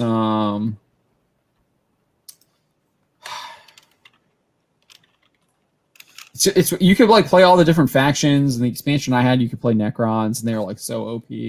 Dawn of War, thank you, Ravul. There you go. Yeah, that was such a great RTS game.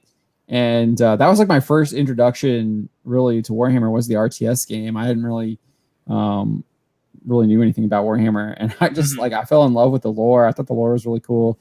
I went out, I've read some of the Horus Heresy stuff. I've really enjoyed that. Yeah, Dawn of War, Dark Crusade. Yeah, I like the Necrons they're so OP. They're so OP. They're like literally once you max their bases out. Like, you know how usually in an RTS game you have like your main like town center or whatever, right? Yeah, and it's stationary. And like if you garrison like the villagers in it could like shoot arrows or whatever, defend itself a little bit.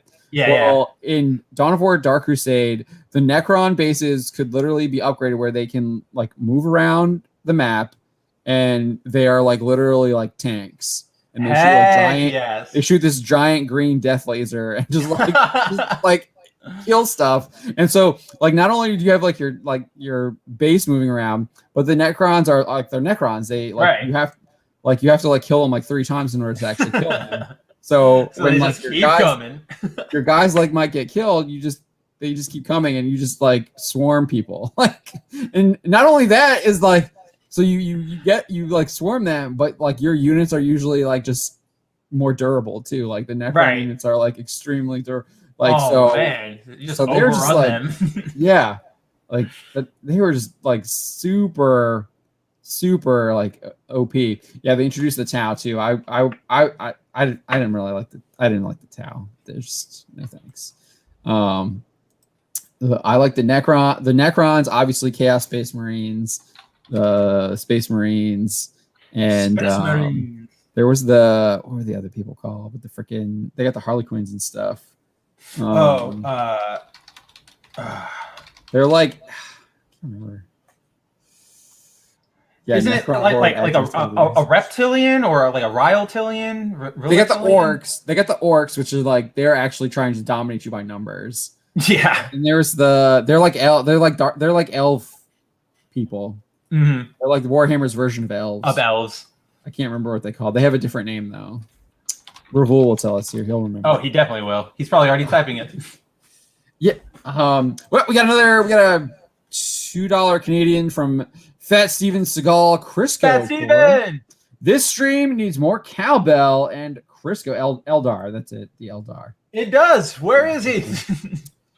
My dad actually. So when I go to Caps games, Fat Steven, with my dad, he actually has an old cowbell that he had back when he was on the farm in West Virginia.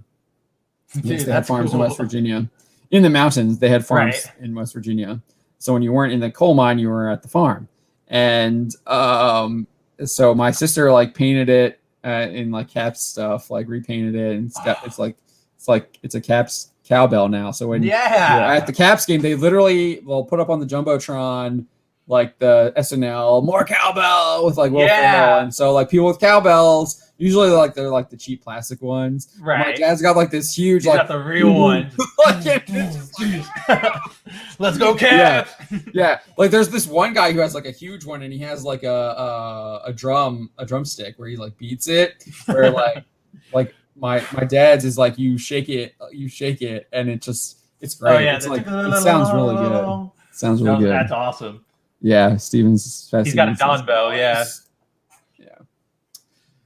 Ravul says Soulstorm introduced the Sisters of Battle. I don't remember them. I don't think they were in. They weren't in the one that I played. I'm already blanking on the name. He just told us what Dark Crusade. Dawn of War, Dark Crusade. The game after Dawn of War, Dark Crusade wasn't an RTS. It was like a squad RTS. I remember that. And I remember that game. I saw that and I was like, no thanks. I'm out. Yeah. I heard that one was really good though. I heard people really like that one. And not that's up like your alley. that was like the pinnacle, like people will say that's like one of the pinnacle of like Warhammer video games. And I just was like, I don't know. I want to strategize. One of my first games that I ever played was Age of Empires 2.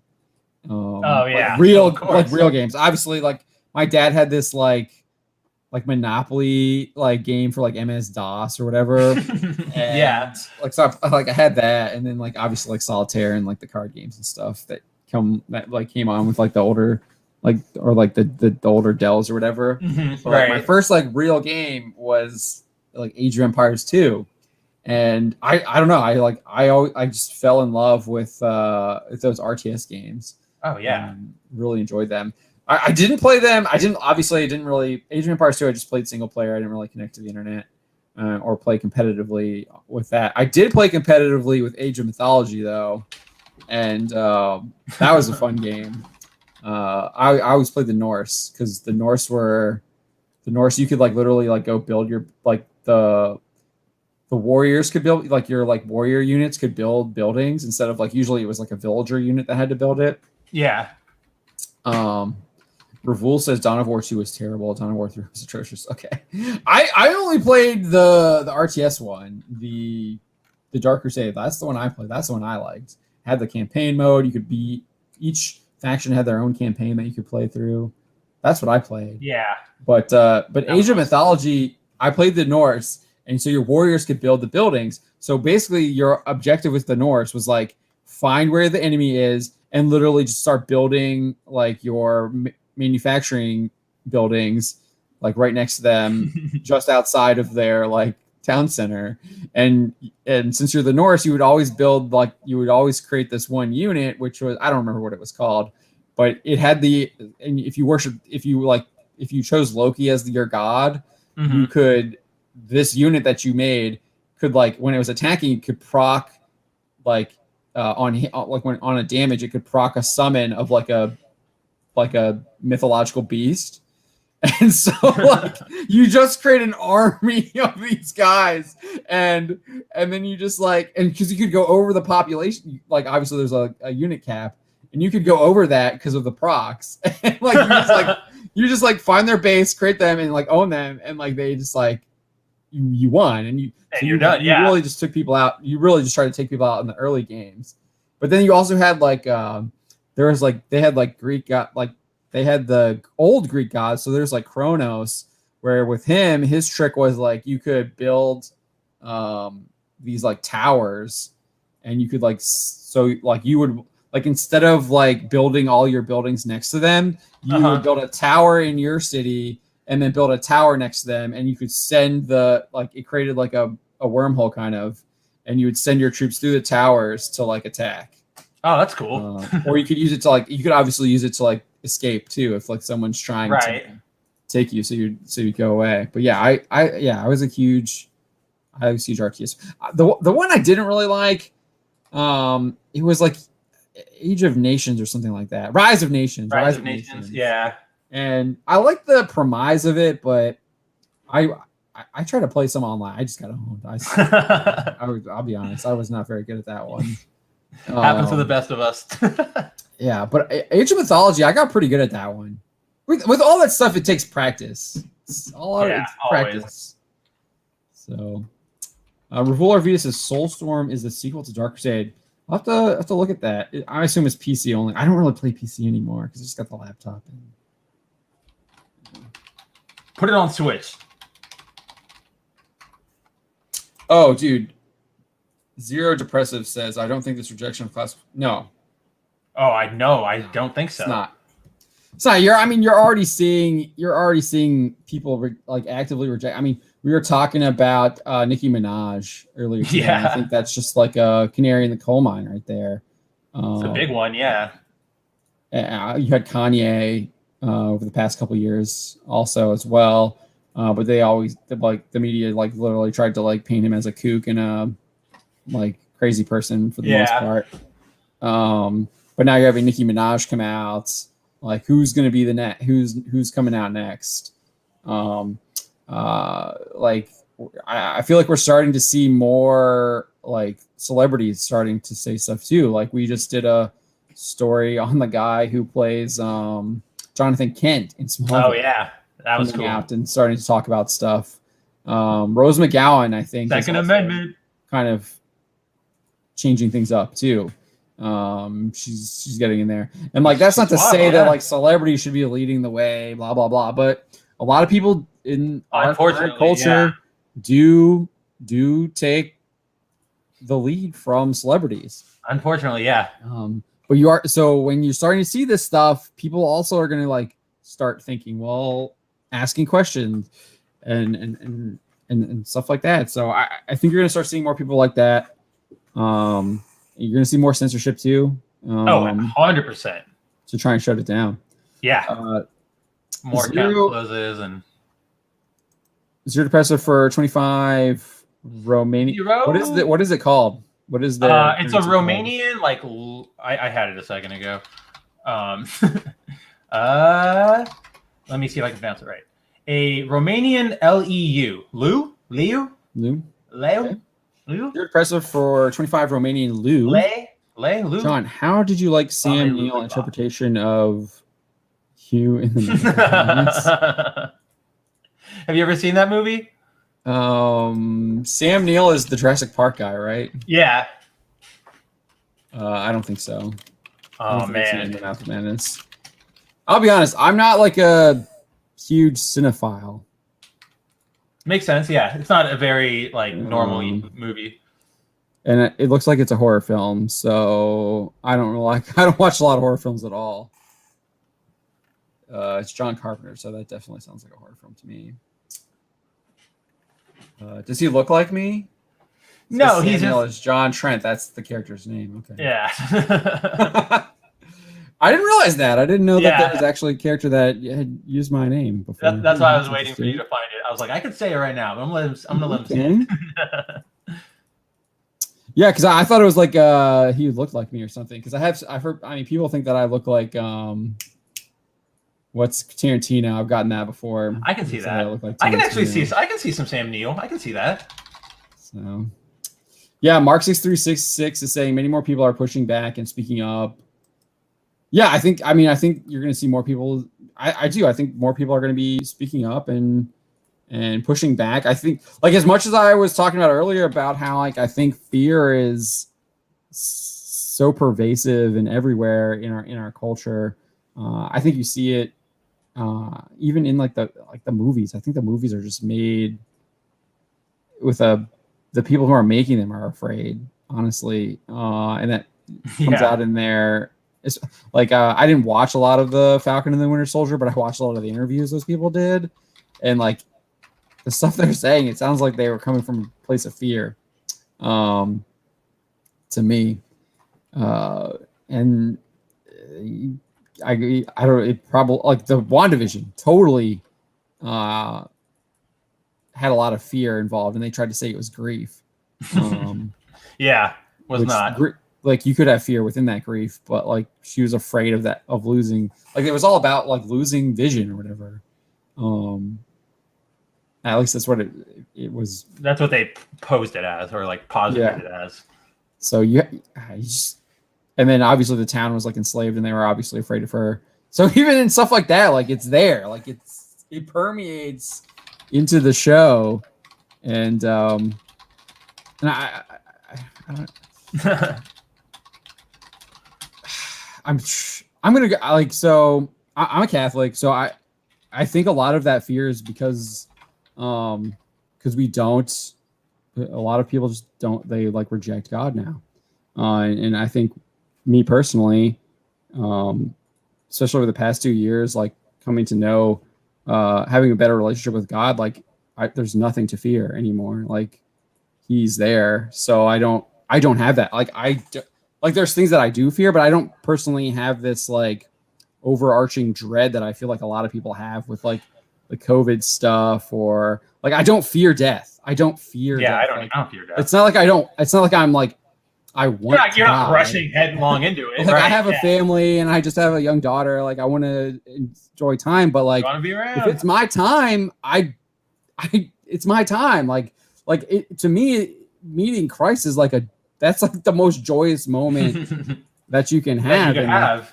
And I like the fear for me is the fear of God and the fear of like the judgment, right? Like, but see that word is perfect right there, because that judgment has been supplanted by judgment of social media. Like, what is everybody going to say about me? Am I going to get canceled? Am I going to get mean tweets, or am I going to, like whatever? So, but you can take that lack of fear, or that like that same lesson, and apply it there, where it's like, whether you want to take it from a religious bent or not, like you don't have to fear these people. They don't have any real control if you don't give it to them. But it's the unfortunate part is that so many people gave it to them already before they even realized what was happening. So that's where we're stuck in right now. Yeah, there's a lot of lies, and then still a lot of lies. Oh yeah. I think Rand. I haven't like really been following it a lot. It's like it's there, and I kind of seen it. Yeah. Rand Paul has just been like owning the Fauci guy. To me, like the Fauci guy exposed himself as a complete dunce when he went back on like, because like if you remember, the guy originally was like masks are useless. Mm-hmm. And they don't do anything. And as soon as he flipped on that, I was just like, you can't, this guy's untrustworthy. He's a liar. Like, I was done. I was like, I don't like this guy might be like a scientist or whatever, a doctor, but he shot his lied. credibility. Yeah, he shot his credibility in the foot. He clearly lied. I mean, and then I saw I know people are. I think this is like my dad was listening to it earlier today. It's like a viral like boomer meme going around, and it's like it was like first it was just like what was it? Control the curve or whatever, like stop the curve. Or 2 weeks to stop the curve, or whatever that was. Like, whatever it was some curve. Thing. Something the curve. I remember that. Yeah, curve. Yeah, like 2 weeks. 2 weeks, right? Well, 2 weeks went by, and now it's like vaccine mandates. Like, what? Well, it's not even just vaccine mandates. It's go get vaccinated. Also, if you're vaccinated, it doesn't sit. You're not safe. Everybody's in. Like, it's a big thing. It's yeah. You need to go. We're probably gonna get. We're probably already. I know. That's why I just went. It's a big thing. That's what I just realized that. Biden said in what did he say? He said something in one like a press release. He was like, "You need to get vaccinated because you're putting the vaccinated people at risk." Right, but it's like I thought that if you're vaccinated, what's the point of the vaccine then? Right, exactly. Like, what is the point? Like, 15 days. It's the fear. It's the fear. It's all fear. They want you to be scared. They want you to keep being scared because it's like, it's all. And Biden even said on the campaign trail that he would not mandate or like he would not do a vaccine mandate. So lie about like everything. Well, everything he says is a lie. Yeah. Not everything. Not everything. I think he's like, you need those F-15s in order to take on. I think he was being serious. The nukes and the F-15s. I think he was being serious about that. But no, right. That or running over the reporters. But I do think that more and more people are seeing what's really happening. They're seeing like the truth. The truth will always come out over time. So no matter how many times people lie to you, the truth will always come out. Yeah. Over time, it always shows itself, and people will find it too. People will see it, and they are seeing it. I think they are seeing it. They're seeing what's going on, and you're seeing places in like Florida with DeSantis making moves, and I think that you're going to start seeing other people doing that.